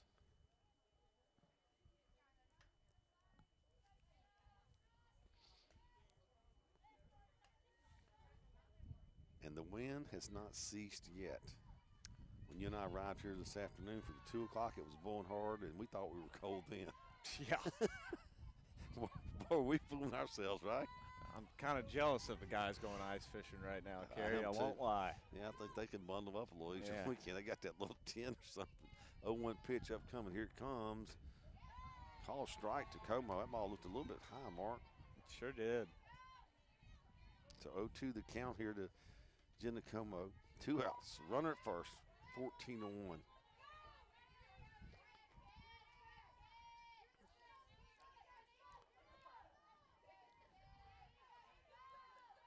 Here's Como's 0-2 pitch.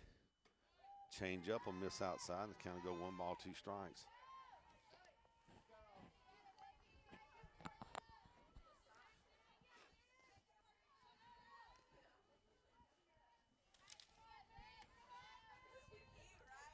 Como takes her time. She comes back, gets set. Pitch up coming from Zumo. Here it comes. Hit hard, left field. That one's out of here. Good night. My goodness. Jenna Como just turned on that one and rips it out of here over the left field fence for a 2-run home run for the Wildcats. Got all of that one on a 1-2 pitch. She drives it out of here. The Wildcats push 2 runs across here. I'll say this about the home run from Como and also the home run from Trahan. To knock it out of here the way this wind's blowing tonight, you've got to hit it. It's impressive. You've got to really hit it hard, and both of them have done that on those home runs we've witnessed here tonight at Wildcat Field. So 14-3 now.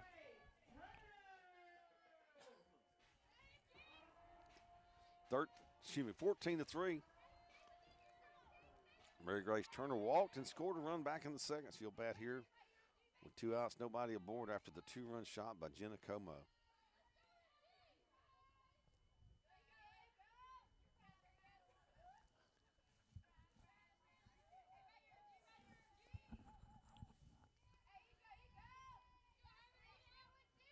Turner waiting on Zumo's pitch, and here it comes. That's going to miss low, ball 1. Jennifer Taggart in the on-deck circle. Should the inning be extended here by Turner?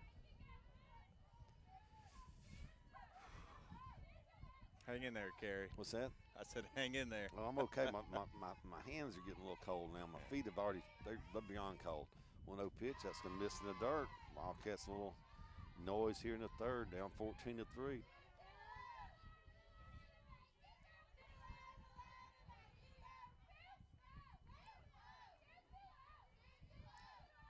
Two-0 pitch upcoming to Turner. Here's Zumo's delivery. That's in there for a strike. 2 balls and 1 strike.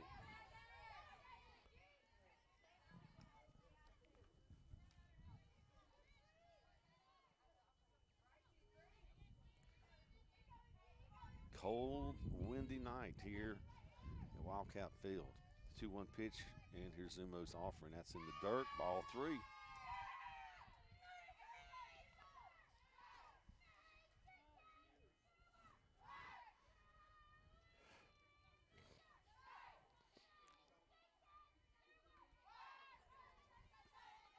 Three-one count.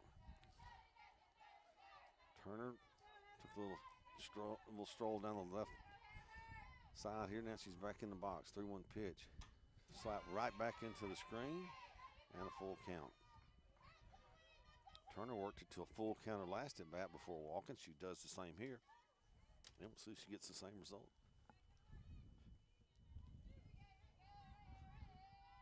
$14-3. LSU Eunice leads it here. The Wildcats have pushed across 2 here in the bottom of the third with a 2-run shot by Gina Como. I mean, a shot.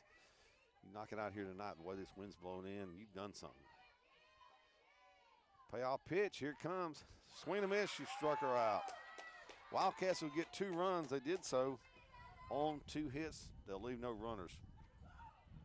We have played 3 complete here from Wildcat Field. And LSU Eunice leads it by a score of 14-3. We'll come back after this.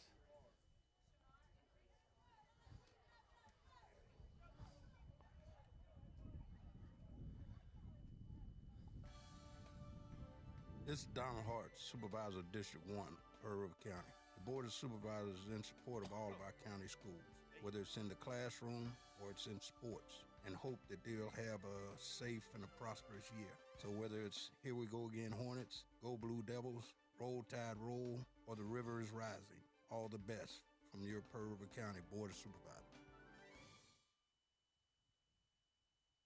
Pearl River Community College is home to over 42 career and technical education programs, an outstanding faculty, and 2-year academic pathways for students interested in pursuing a bachelor's degree. Affordable tuition and scholarship opportunities for athletics, fine arts, and academic achievements make Pearl River an excellent choice for students. With multiple locations, flexible scheduling, and online courses, PRCC is prepared to assist students with reaching their educational and career goals. Come join the Wildcat team and enroll with the Maroon and Gold.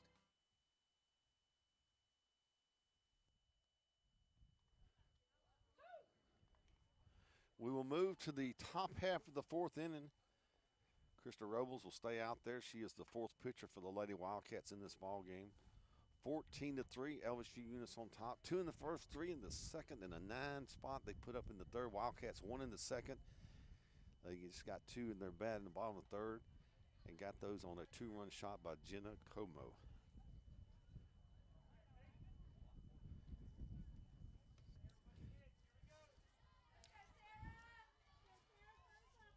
Sarah Tate will be the batter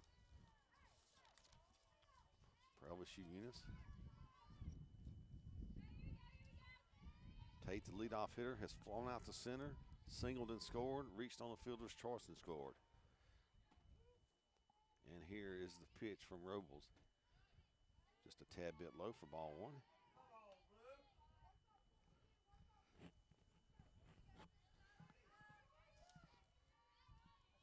Robles looks in. Turner's flashing some signs. And here's a pitch. Ground ball. Nice play at third. She's going to fall down, throw it, and not in time. Well, good job of cleanly fielding that ball over at third base for the Wildcats. But Corcoran came up and I don't know if one of her cleats grabbed her left foot. May have got her left foot and she was going to kind of square up, marking like a little, not a crow hop, but might get her feet under. And when she did, I think she cleated herself on the front of her left foot and made her stumble. So that'll be an error. And Tate will reach at first on the error. Tough job. I mean, tough thing there. I was going to say, she did a good job getting the ball, but just couldn't get rid of the throw. Just wasn't able to. Munson will bat. Munson infield single, a triple, and a walk. Scored 2 runs as well. Here's the pitch. Slap foul back into the screen here on the left side.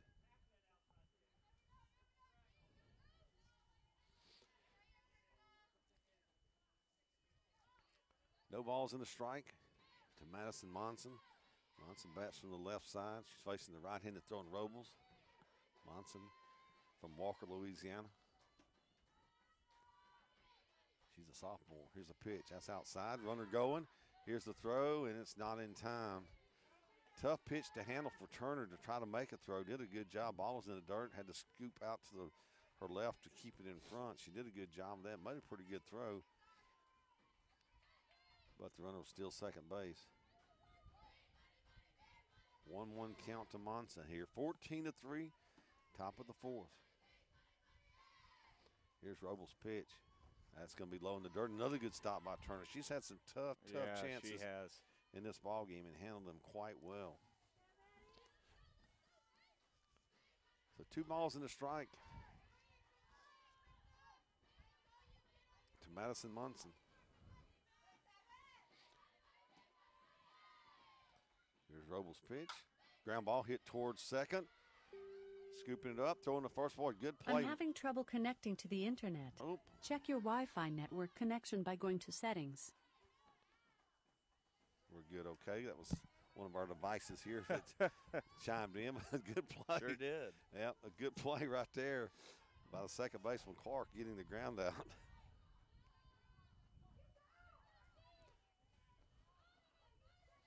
Nothing like getting a little update there from one of your devices. So runner move over to third on the play. That's Tate. So 1 out in the inning. That'll bring up Mallory Little. She'll take a strike in there on the outside corner.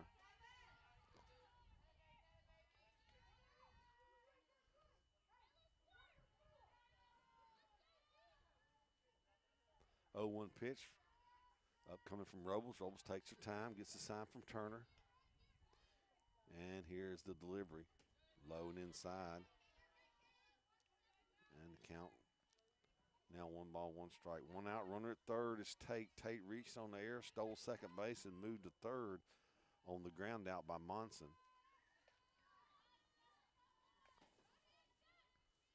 Here's the pitch. Call strike on the outside corner.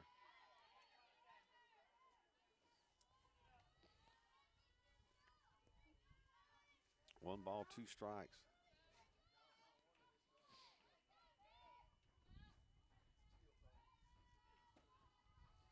Robles looks, gets a sign, change up, hit foul, out of play off the right side. Count remains 1 ball, 2 strikes. Get any bites over, Mark? No, none yet. How about you? No nibbles. 1 ball, 2 strikes, 1 out. If you tuned in late, we've got an ice fishing expedition going on along with the game here. It is so cold.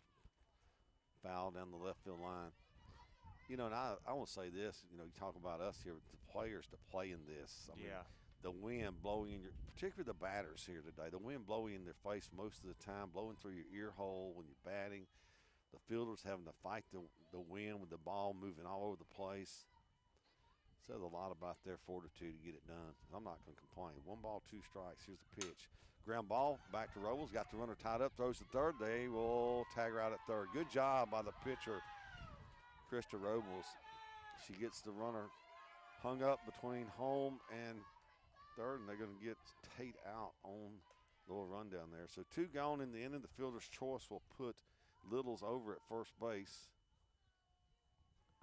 And I'll bring to the plate Hannah Smith. Smith, a double, and then 2 walks. She scored both times after she walked. And both times that was in that big third inning for LSU Eunice. Here's the pitch from Robles. Ball a little bit too high and outside.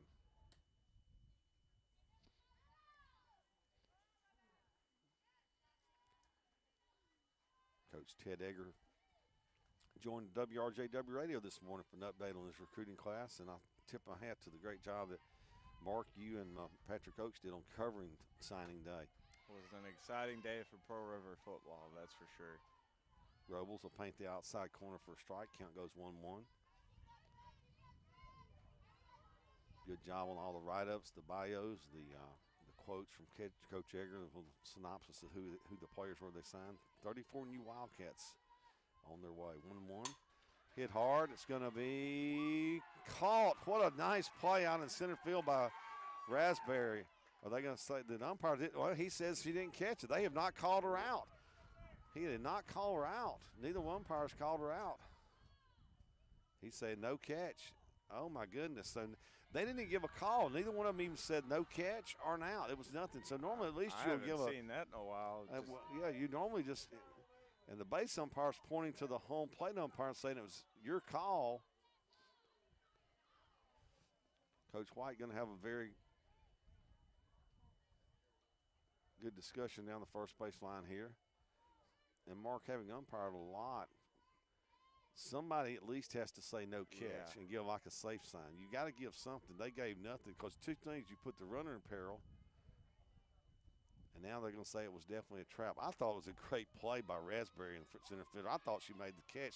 And I say that by the way that she just kind of stood there. Not stood there, she laid there and got up as if, you know, the inning was going to be over, but not the case. So the run's going to score all the way from first base, coming around the score, never stopped running on the play because it was 2 outs anyway, was Littles. So Littles will score, and that's 15-3. And that'll be a base hit because you can't score an error for that kind of effort.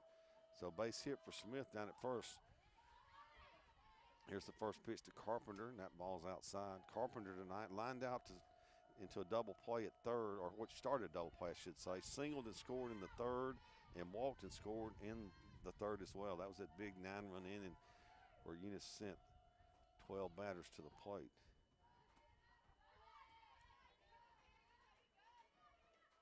Ball low. 2 balls and no strikes.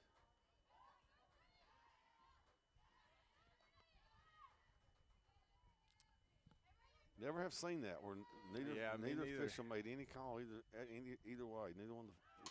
Ground ball, slap foul, out of play down the left side.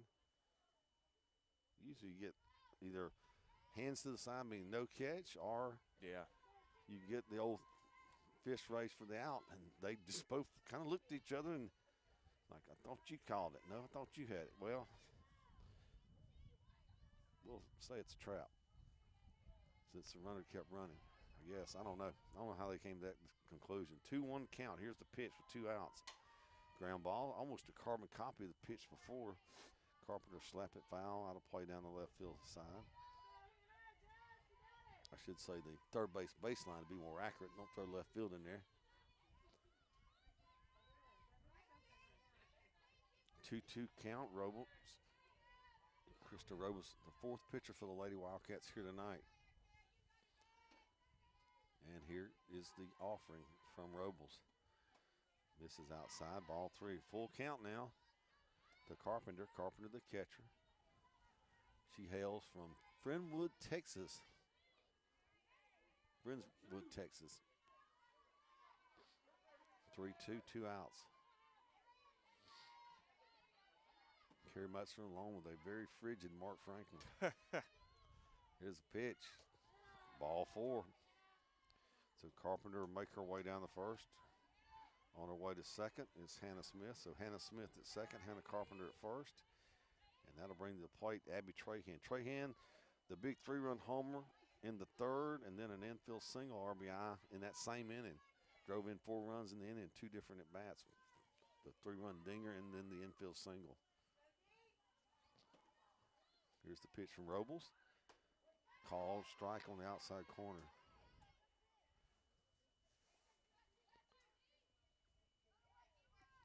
No balls and a strike, 2 outs, 2 runners aboard. Eunice has pushed in another run here to lead 15-3. They bat in the top of the 4th. Here's a pitch in there for a strike. So 0-2 now to Abby Trahan.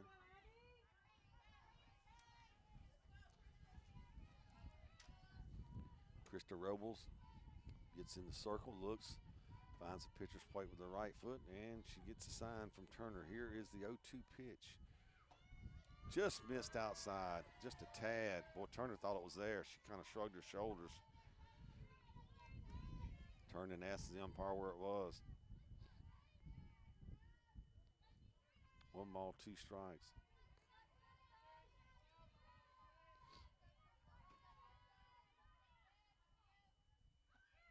That ball's high.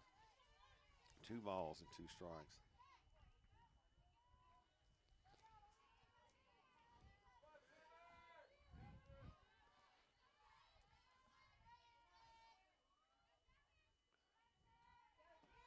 Robles going to take a little time, step back to the back of the circle, gather herself.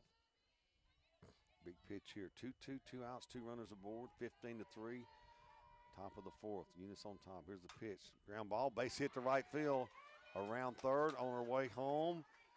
And scoring is going to be Hannah Smith, and Carpenter will stop at second base, and they have pushed across another run to lead 16-3. Good piece of hitting right there for Trahan, just pushing that ball to right field.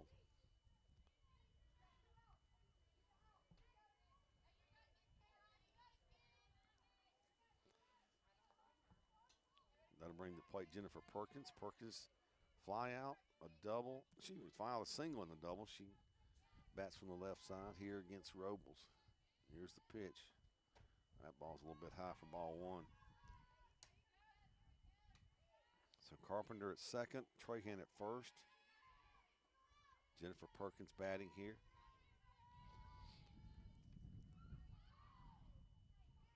Perkins got the old Ty Cobb hands apart. You notice that? Yeah. She bats with her hands apart.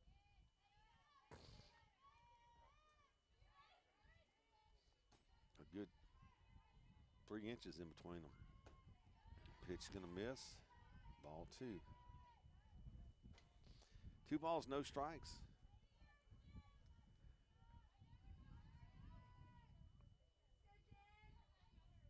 Krista Robles trying to find that last out to get out of this inning right here.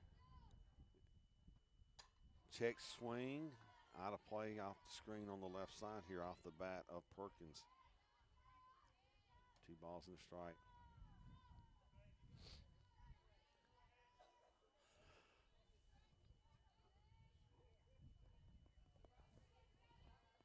Two balls and a strike, 2 outs. Jennifer Perkins, the batter. Robles, the right-hander, gets the sign, and here's the delivery. That's going to miss up high. That's 3-1. Wildcats had action in the bullpen. Our Gracie Barnett was getting loose, but she has since sit down, or taken the seat, I should say. 3 balls and a strike, 2 outs. Here's Robles' pitch. Ball 4. Bases full for LSU. Eunice.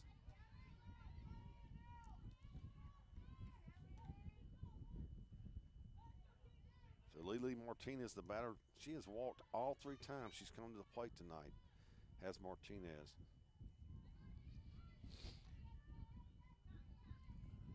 And I think they may be making a pitching change here, Kerry. I think you're right. That'll be another pitching change for the Lady Wildcats. It's a miracle I got that sentence out. I'm so cold. It's cold.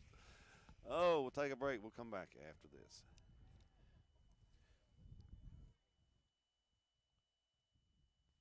Hello, I'm Tara Keller from right here in our hometown of Picayune. When I see my boys starting their first day at school or my friends and family buying their forever home, it reminds me how America got started with life, liberty, and the pursuit of happiness. But let's face it, one serious mistake puts all that in jeopardy, and that's why I'm devoted to representing and educating families with their legal needs. Call me at 601-749-0080 when you're facing a divorce or closing a deal on a home. I can help. I'm Tara Keller, attorney at law. Banking should be personal and convenient. You get that and so much more when you bank at First Southern Bank. You get the personal attention that you'd expect from a community bank and the convenience you'll enjoy with 6 locations. First Southern Banks are mortgage professionals. Stop by their location at 1321 Highway 43 North in Picayune and check out their many mortgage options available. First Southern Bank, keeping the Southern tradition. Give them a call at 601-798-6438. New pitcher for the Wildcats. Going to be Gracie Barnett, 5'5" freshman from Van Cleve, Mississippi. She finished game 1 pitching the 7th inning tonight, or earlier, I should say, this afternoon. And the Wildcats win over Marion Military. Base is full. Lily Martinez, the batter. She's walked 3 times tonight.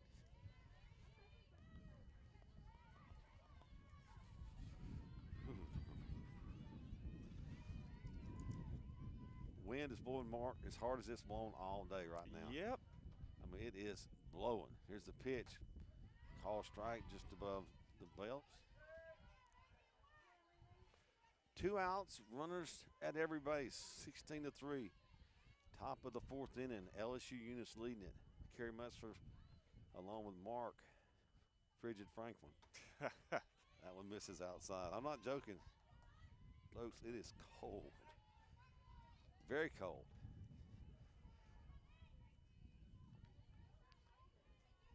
And I'm going to tip my hat to these fans that stayed here too, Mark. Oh, yeah, absolutely. 1-1, here's the pitch. Popped up right side. It'll be out of play back up on the hill.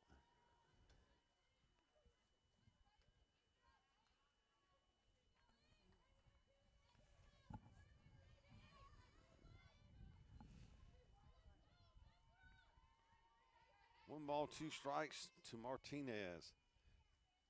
Barnett on in relief here. Just missed outside. It's going to be a 2-2 count.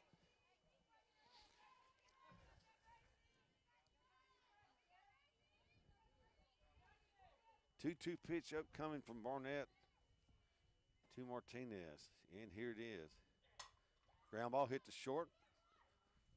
Picked up by Fagan. Long throw, scooped out of the dirt. Good play by Taggart staying with it. So the inning will end. LSU Eunice will push across 2 more runs. They did so on 2 hits. There was 1 Wildcat error in the inning. We have played 3.5 here from Wildcat Field. 16-3, Eunice on top. We'll take a break. Be back after this.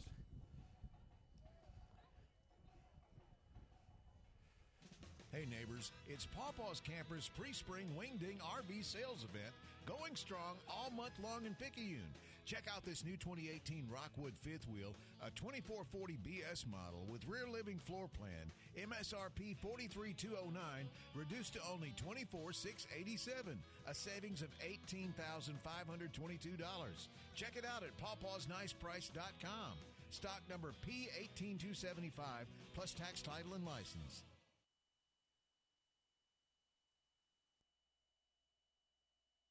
At Sonic Drive-In in Picayune, your food is always made to order the way you like it. The full all-day menu includes burgers, chicken, Cody's, wraps, toaster sandwiches, breakfast burritos, tater tots, onion rings, Sonic Blast, banana splits, and much more. And it all starts with a little red button at Sonic Drive-In of Picayune on Highway 11 just north of Highway 43 North. Happy eating at its best. That's what you get when you push the red button. Destination delicious all day long at Sonic Drive-In in Picayune.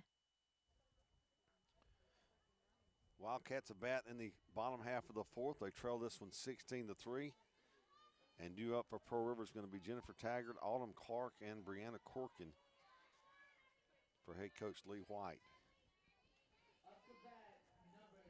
Zumo still out there pitching. That's Heather Zumo, the 5'7" sophomore from Baton Rouge, Louisiana Central High School. So Taggart flew out to left field, her only at bat in this game. Takes that one a little bit high and tight for ball one. Mark is still with us over here. Barely. He's trying to stay warm. I know why. 1 ball, no strikes. Here's a pitch. Taggart fouls that one straight back up into the screen. Mark, it's so cold you didn't even think about flinching. Yeah. I think I'm almost frozen, so I wouldn't have even been able to move. So. I'm being honest. This, of all the sporting events I've called in 25 plus years, Mark, this is the coldest I've ever been in an event. And I'm bundled. I've got a big old thick North Face jacket. I got 2 layers underneath that. 2 layers of clothing. I've got wool socks on, and it's just cold. Taggart hits it hard, right field line. It's going to be in there. Bounces to the wall around first on her way to second, and Taggart with a stand-up double. She one-hops the wall in the right field corner for the Wildcats.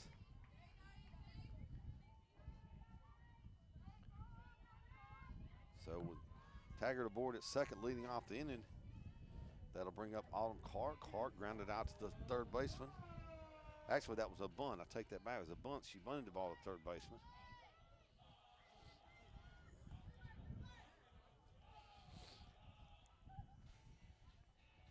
So 4 o'clock doubleheader for the Lady Wildcats tomorrow here on PRCCathletics.com.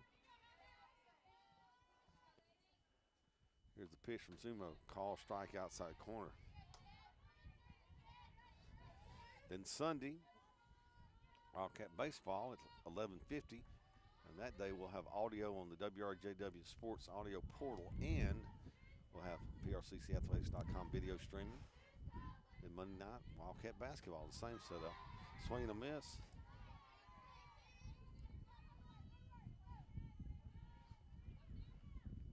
No balls and 2 strikes to Autumn Clark.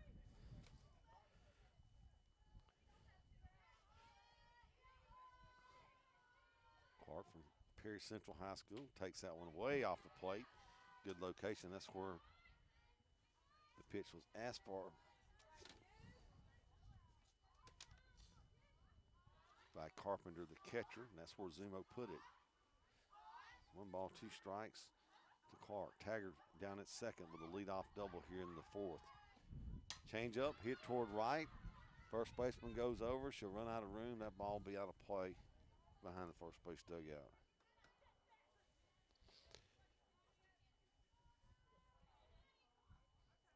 I don't think anybody had any idea it was going to be this cold today or tonight, Mark.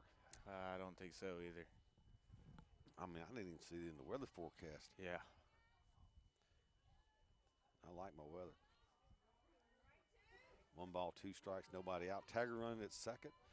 Here's Zumo's pitch upcoming to Clark. Slap foul down the right field line.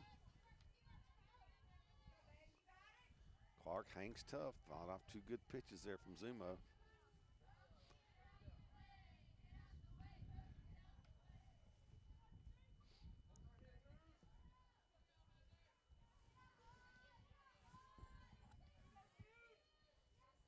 Here's a 1-2 pitch from Zumo to Clark.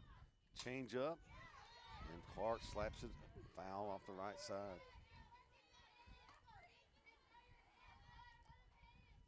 That was the 7th pitch of this at bat.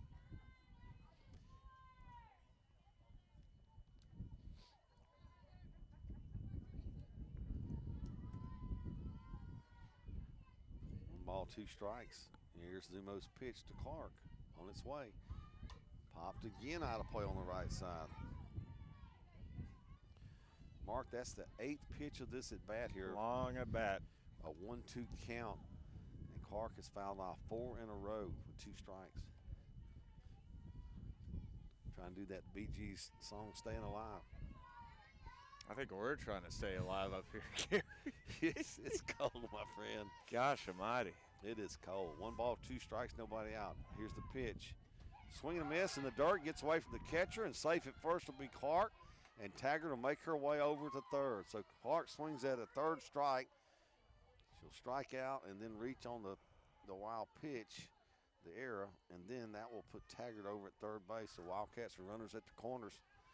They'll bring to the plate Corcoran. Brianna Corcoran tonight doubled, drove in a run for the Wildcats back in the second. Corcoran, the freshman from Live Oak Academy over in Watson, Louisiana.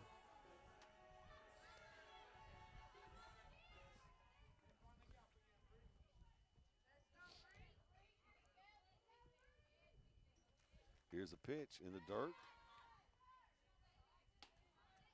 Ball 1.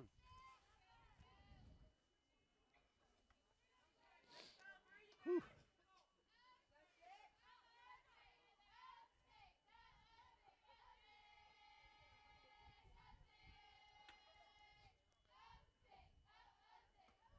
Hit hard, right center field. That ball's going to roll to the wall. 1 run in. Around third. On her way to the plate. Here comes Corcoran, and she's going to score in the second base. Excuse me, Corcoran's in the second safely. Clark will come around third and score. So Taggart scores. Clark scores. And that's 3 RBIs in the ball game here for Brianna Corcoran. She drives that one into right center field. Her second double. First one was in left center field, that one in right center field. And she's driven in 3 runs for the Wildcats here. Big play there. I was wondering if you're going to wake up over here. It's so cold. I'm going to stand up, Mark, see if that makes it any better. I don't know if that'll help or not. I'm going to try something, man. I'm serious. Ashley Terwilliger will bat. She popped up to the third baseman, her only at bat thus far in the ball game. She's going to show bunt. Pitch is going to be outside for a ball. So no balls in a strike.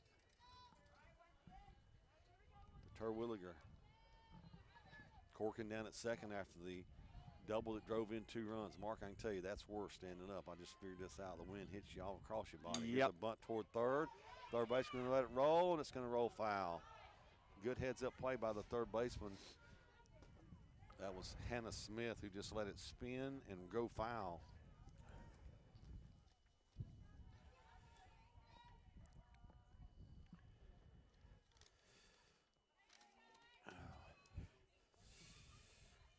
Ooh.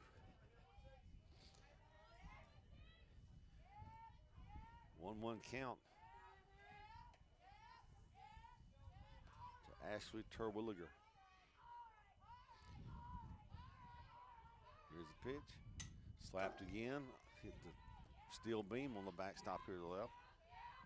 And now the count will go 1 ball and 2 strikes. Nobody out for the Wildcats here.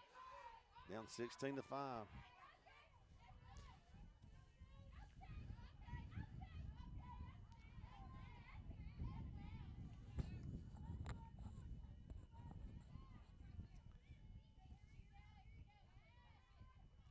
Here's the pitch. Swing and a miss, strike 3 for the first out of the inning. So Terwilliger goes down on strikes. Back to the top of the order for the Wildcats. That'll bring up Brooke Fagan. Fagan, an infield single and lined out to right field her 2 plate appearances here tonight.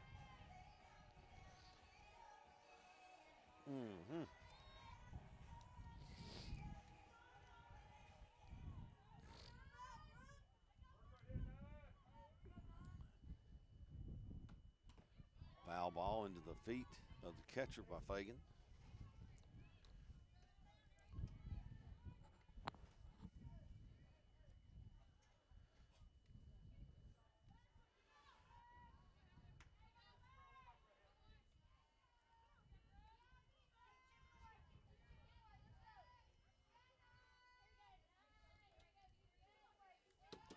Oh, 1 pitch, here it comes. Outside.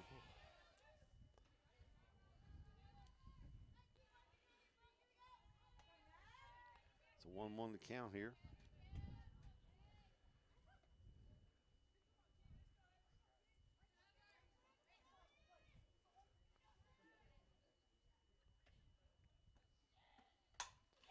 Base hit, center field for Fagan around third. They'll hold the runner up. Fagan will go to second. They held up Corcoran over at third.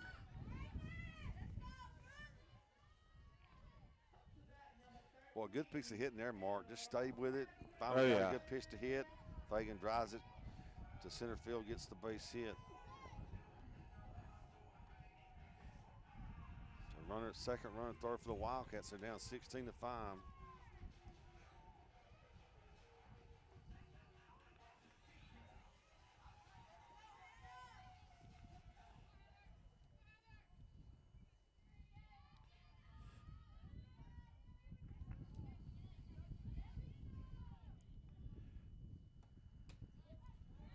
Call strike. Raspberry flew out to the first baseman. First time up, singled and scored back in the third.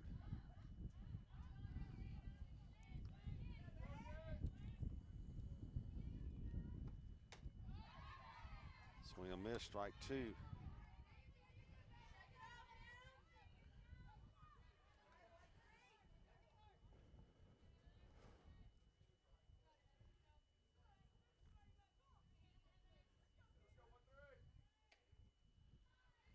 No balls, two strikes. Pitch way outside.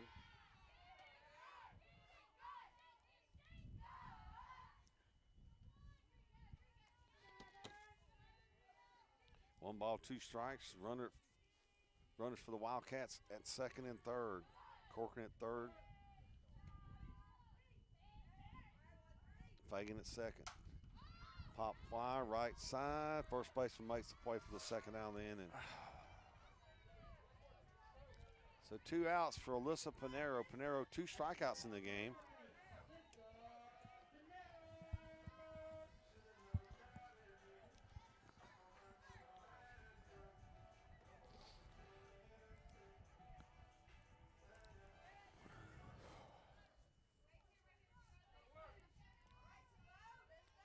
Two outs, runner at second, runner at third. Pinero the batter is the pitch. Call, strike outside corner.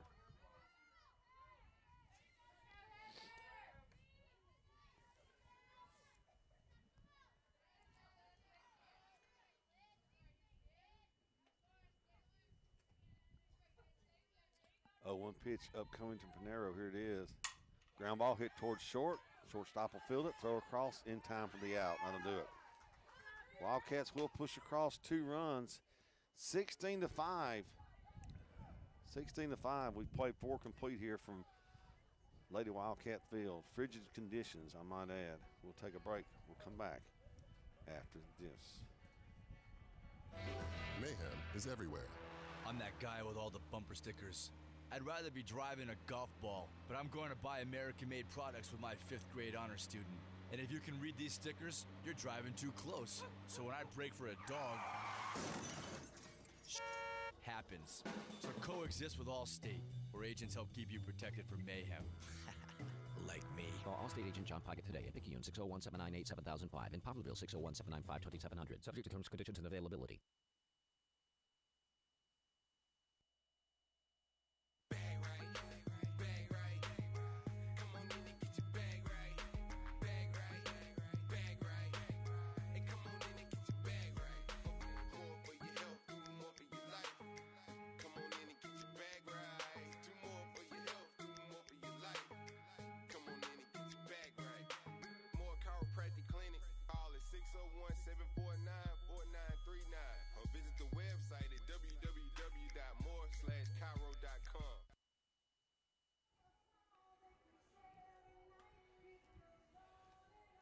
We'll go to the top of the 5th inning here from frigid Lady Wildcat Field. 16-5, LSU Eunice leads it over Pearl River.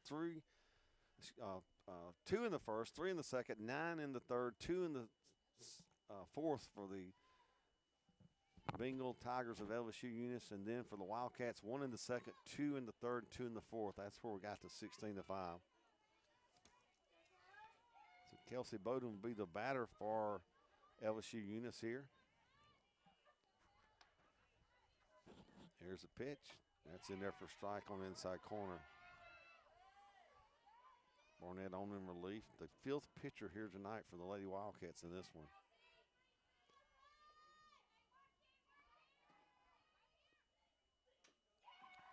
Strike 2 as the ball's fouled into the dirt.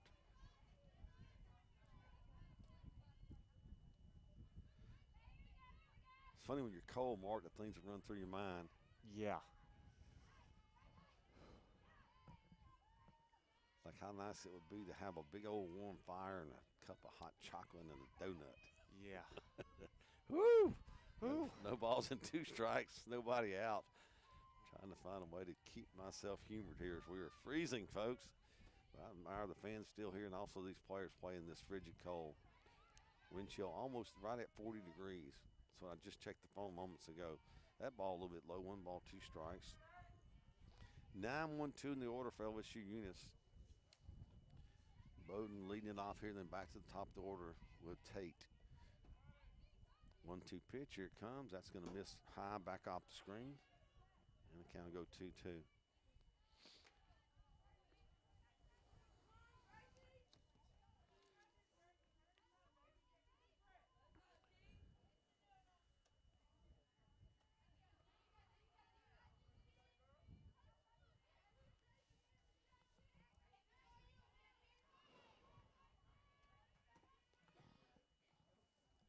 That's going to miss a little bit high. Full count.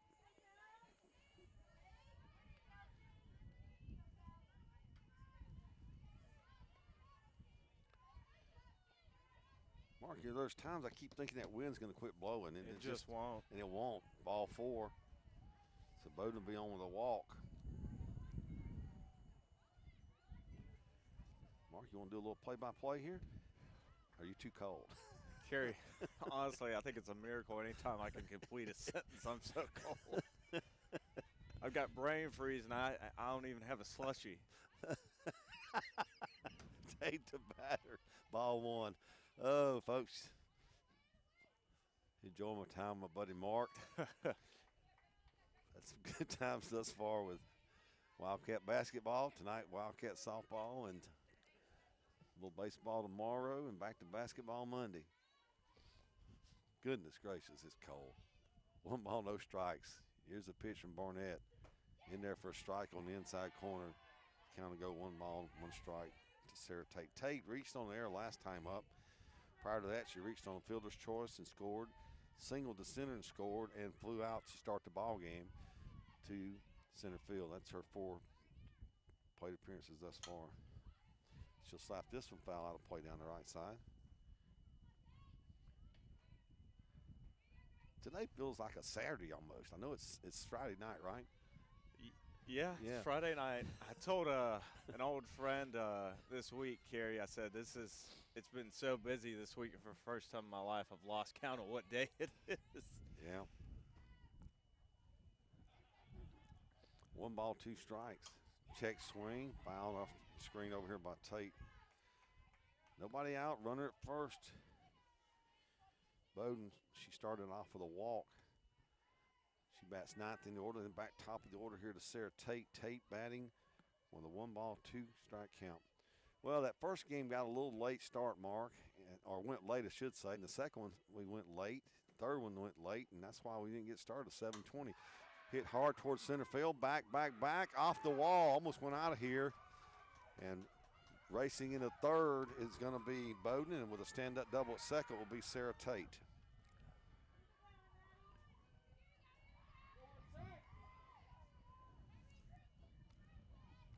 And that'll bring the plate Madison Monson. Monson infield single, a triple. Drove in 3 runs, I should say, with that triple. And then she walked and scored and grounded out to second base. Monson, 5'4" sophomore from Walker, Louisiana. Barnett looks in, gets the sign. 16-5, Eunice on top. That ball's in the dirt. Another good play by Mary Grace Turner for the Wildcats. You know, Mark, you would never know. She's made a bunch of those plays tonight. You never know it's 16-5 the way she's played behind the plate here tonight. Played like it's a 1-1 ball game. Says a lot about her. Sophomore from Leakesville, Mississippi, and Greene County High School. Foul back off the Steel beam here holding the roof over us. How'd you like to go touch that steel right now? You don't think that steel's cold? Oh, my goodness. My goodness gracious. 1-1.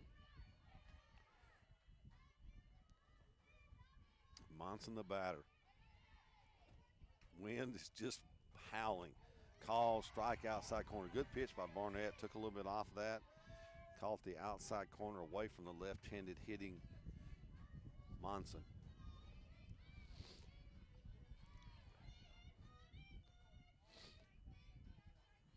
One ball, 2 strikes. Barnett delivers. Monson change up, swing and a miss. She got her. So strikeout for the first out of the inning. That's going to bring the plate Mallory Littles. Littles doubled, flew out to center, walked and scored, reached on the fielder's choice and scored. She'll bat here 1 out, runner at second, runner at third for LSU Eunice. 16-5. Tigers lead it. Here's the pitch. In there for a strike from Barnett.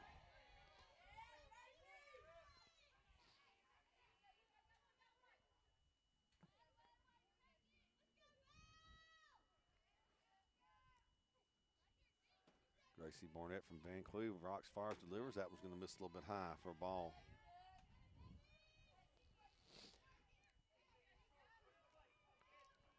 Flags out in center field. I'm not sure if you can see them on the video. They have been like that all day.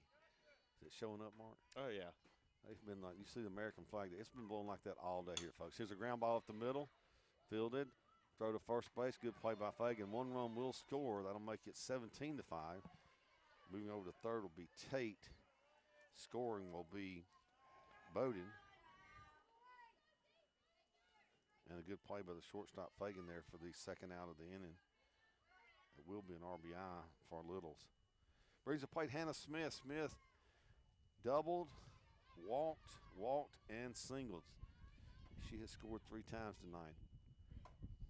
Fastball misses outside for a ball 1.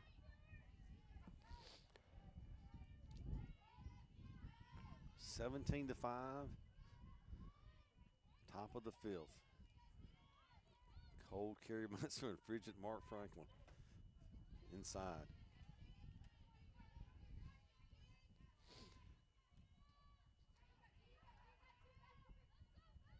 Been a good crowd here today with all the teams involved. Yeah. Marion Military Institute brought a good crowd. Eunice, they've traveled well. A lot of Wildcat fans showed up. Baton Rouge had some fans they here. They all did. Fouled down the left field line.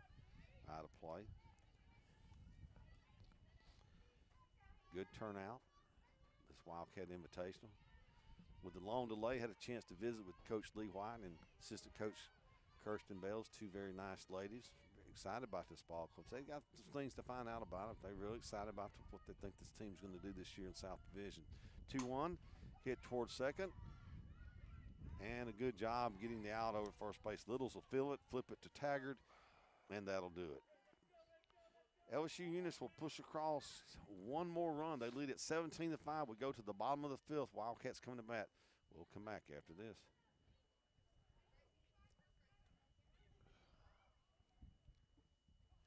Reiser Medical Associates hires the most talented and qualified healthcare providers available and ensures their success with supervision by Dr. James Reiser. Reiser Medical Associates provides the necessary education to ensure they continue practicing the highest quality healthcare to our patients. Reiser Medical Associates is excited to announce that Jessica Niecase, certified nurse practitioner, has joined their team. Come by and see Jessica Niecase, your community's newest healthcare provider, or call 601-798-5798 or go to our website, reisermedical.com, to set up an appointment with family nurse practitioner Jessica Niecase at Reiser Medical Associates, your trusted healthcare provider in Picayune and the surrounding area.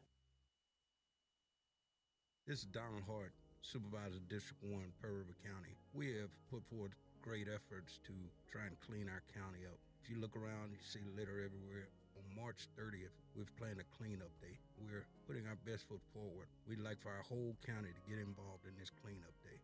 We're trying to market our county as a good place to come, work, live, and play. And so if you want to be a part of this, you'll stay tuned for information that's going to be coming out in Pearl River County Cleanup Day, March 30th.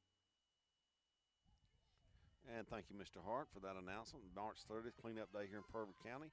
As he said, hope everyone's able to get involved and help out with that. So Jenna Como will be the batter. Last time she stepped to the plate, she rocketed one out of here with a home run, a 2-run shot back in the third over the left field wall, or I should say the left field fence with the screen wing guard on it. New pitcher on the mound. Hit hard, left field. That's back-to-back for Como. That ball is out of here. Back-to-back homers for Como. Wow, Mark. She stroked that one, too. That one, not so much a line shot, but a towering blast over the left field fence for Como. And she gets all of that one. That makes it 17-6.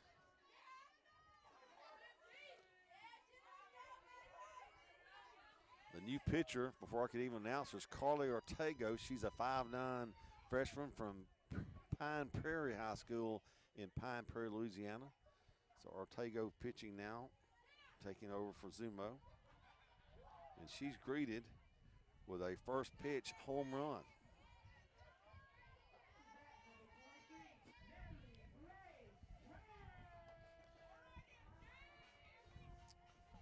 Mary Grace Turner will bat. Turner, a walk, scored a run, and struck out 2 previous times to the plate.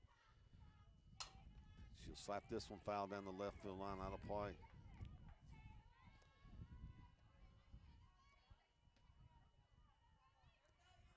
Other than that, very tough 9-run third for Eunice. Wildcats have kind of played tit for tat here with Eunice. Yeah. 0-1, change up in the dirt. Back-to-back home runs for Como. I say back-to-back meaning for her and her at-bats. Maybe it's 2 consecutive. Back-to-back, I guess it's when players do it, but for her, 2 at-bats, 2 homers here. 2-run shot and then a solo shot. Curveball in there for a strike from Ortego.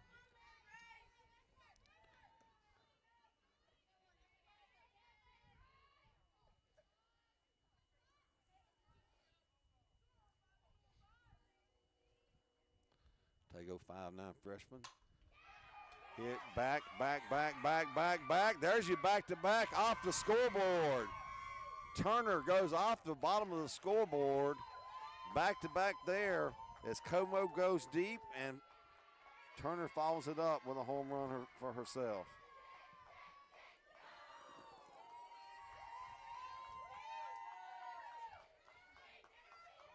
That'll bring the plate Jennifer Taggart.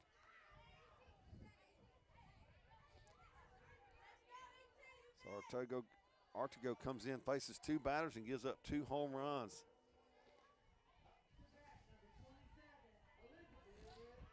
Well, the bats are heating up, but fortunately we're not. But you gotta like what you're seeing if you're Coach White here. Can't wait to get home and see my lovely wife and have me some hot chocolate or coffee or something. I can't wait to go home and see my lovely bed. But before that, hey, we got some ball to play. Got some softball to play. 17-7, Lady Wildcats. You got to give credit to him. You know, Coach White, game not over, but even looking at this bunch for her has not even thought about laying down. They have scratched and clawed. Even at big inning when they got down 14-1, they just keep clawing away. Change up, going to hit Taggart on the elbow. She'll be on it first on a hit by pitch.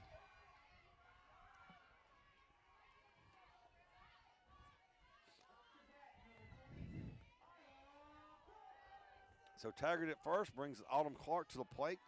Clark grounded out and trying to read my note here, Mark. She scored. I'm trying to see how she had struck out and got on first base when the ball got away from the catcher. Now to recall it. A little bit low from Ortego.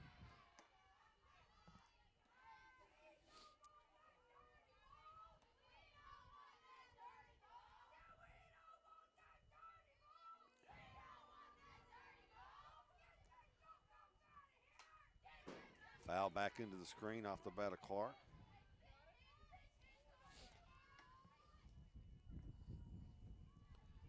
(17-7).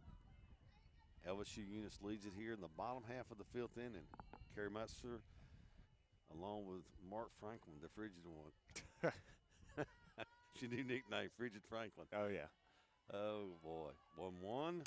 Line drive, base hit in the left field. Off a changeup, Taggart will turn and hold at second. And safely at first with the single is Clark.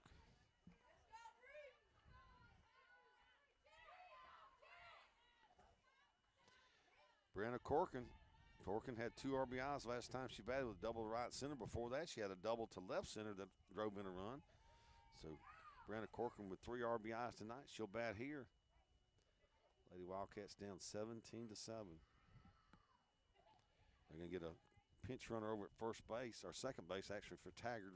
Coming in to run for the Wildcats will be Jenna Smith, freshman from D'Iberville. So Smith will run at second base for Taggart.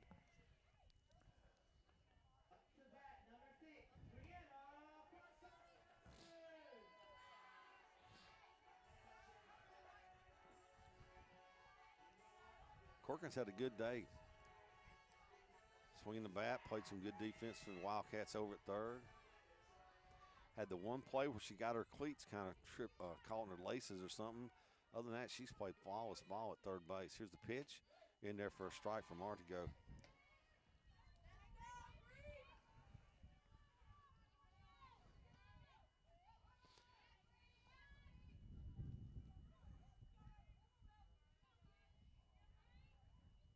That's going to hit the batter, and the base is going to be loaded. Base is full of Wildcats. On the hit by pitch. And the batter's going to be Ashley Terwilliger. Terwilliger is going to bat. In the meantime, Coach Lee White's going to get yet another courtesy run, or say a pinch runner, I should say, to run for somebody. I think that's what she's doing, or is she going to get a pinch hitter? Going to be a pinch hitter. I wouldn't be surprised to see Jordan Lee right here after the big hit she had early in the game. And you know what? I'm a smart rascal every once in a while because Jordan Lee's got a bat and she's making her way out. Game early today, Wildcats are only up 1-0. Lee came up to bat, pinch hit in the situation. 2 outs, bases full. She delivered with a single up the box. That was a big hit back at the time, Mark. Oh, yeah. So LSU Eunice, they're going to make a pitching change, or are they? Let's see. Maybe not. I'm trying to see. Zumo, who was pitching, left the game, came back out to the mound. She's now out talking to Artigo. Not sure what they're going to do. Artigo's going to return, so yeah, that's what they'll do. They'll bring her back in. We'll take a break while they make the pitching change. Back after this.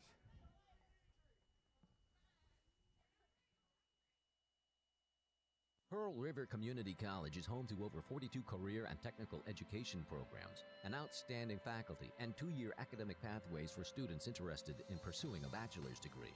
Affordable tuition and scholarship opportunities for athletics, fine arts, and academic achievements make Pearl River an excellent choice for students. With multiple locations, flexible scheduling, and online courses, PRCC is prepared to assist students with reaching their educational and career goals. Come join the Wildcat team and enroll with the Maroon and Gold. Hello, I'm Tara Keller from right here in our hometown of Picayune. When I see my boys starting their first day at school or my friends and family buying their forever home, it reminds me how America got started with life, liberty, and the pursuit of happiness. But let's face it, one serious mistake puts all that in jeopardy, and that's why I'm devoted to representing and educating families with their legal needs. Call me at 601-749-0080 when you're facing a divorce or closing a deal on a home. I can help. I'm Tara Keller, attorney at law. So the LSU Eunice Tigers will bring back into pitch Heather Zumo. Zumo did not start this inning. They brought in Artigo, and she was roughed up with 2 home runs, and now the base is full. Here's the pitch. That's a little bit low for ball 1. The batter, pinch hitter, is going to be, as I mentioned, Jordan Lee. Lee, the sophomore from Tri-County High School. A pinch hit 2-run single earlier today. And she'll turn on this one and slap it foul down the left field line.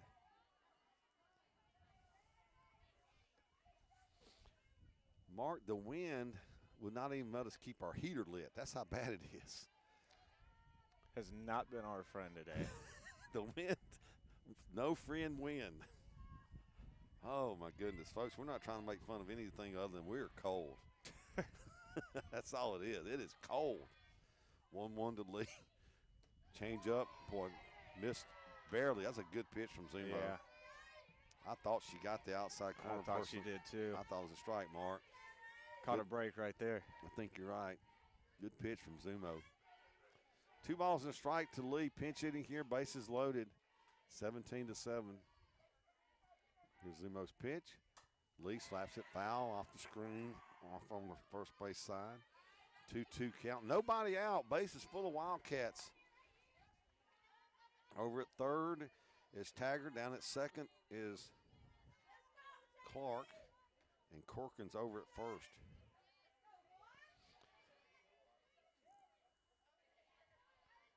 Jordan Lee. Wait. Change up just missed. Full count.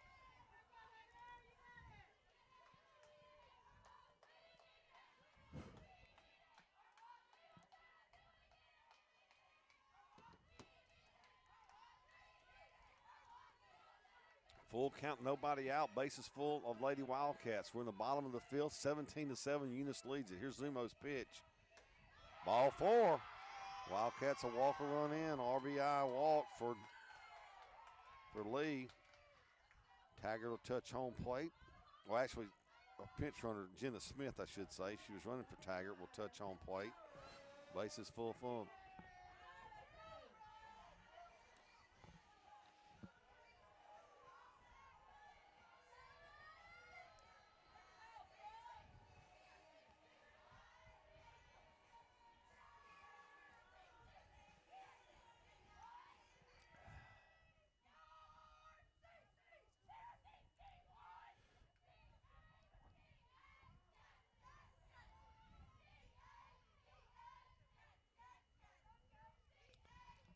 And Wildcats get another pinch runner over at first base.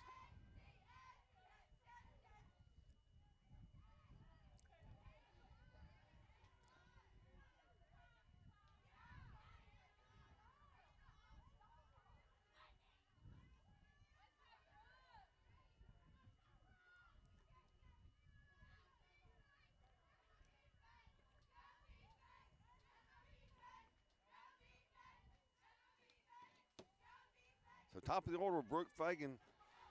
Wildcats got the bases loaded here. They pushed across 3 runs. They trail at 17-8. Zumo back into pitch. Fagan's going to foul that one into the screen off the right side.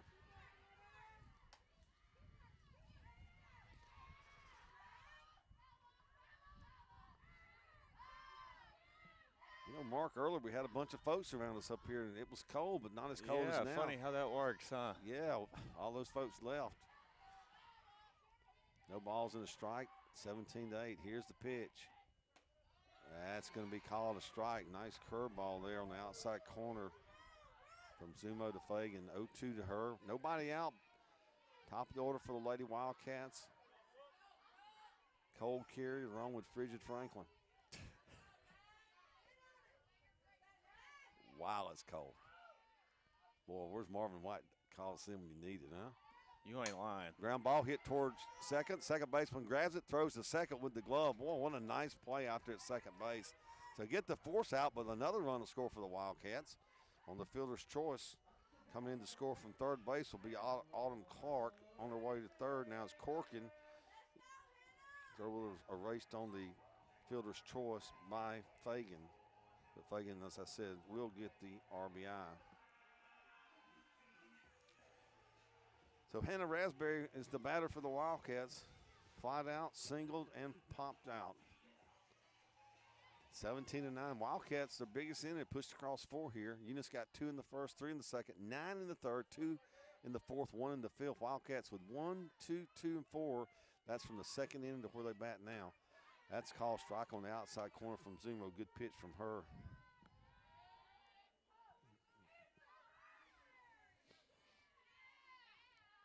Approaching the 10 o'clock hour, Mark. What a time to be alive, Kerry.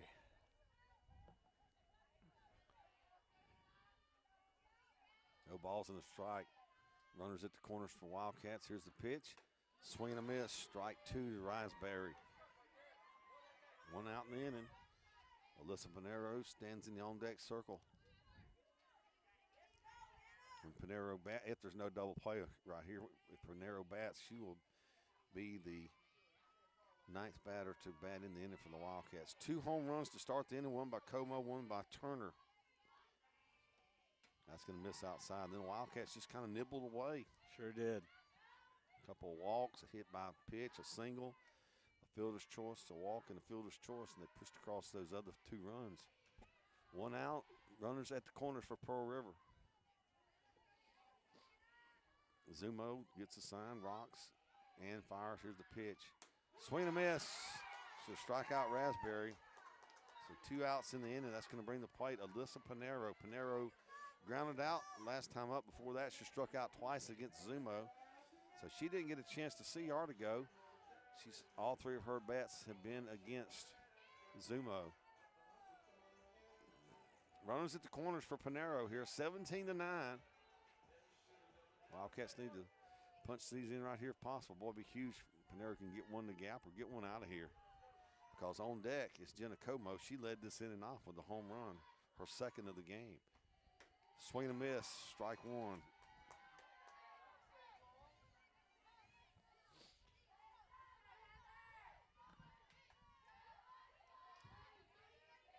No balls and a strike, 2 outs. Wildcats down 17-9 here in the bottom of the 5th. First pitch was at 7:17, Mark.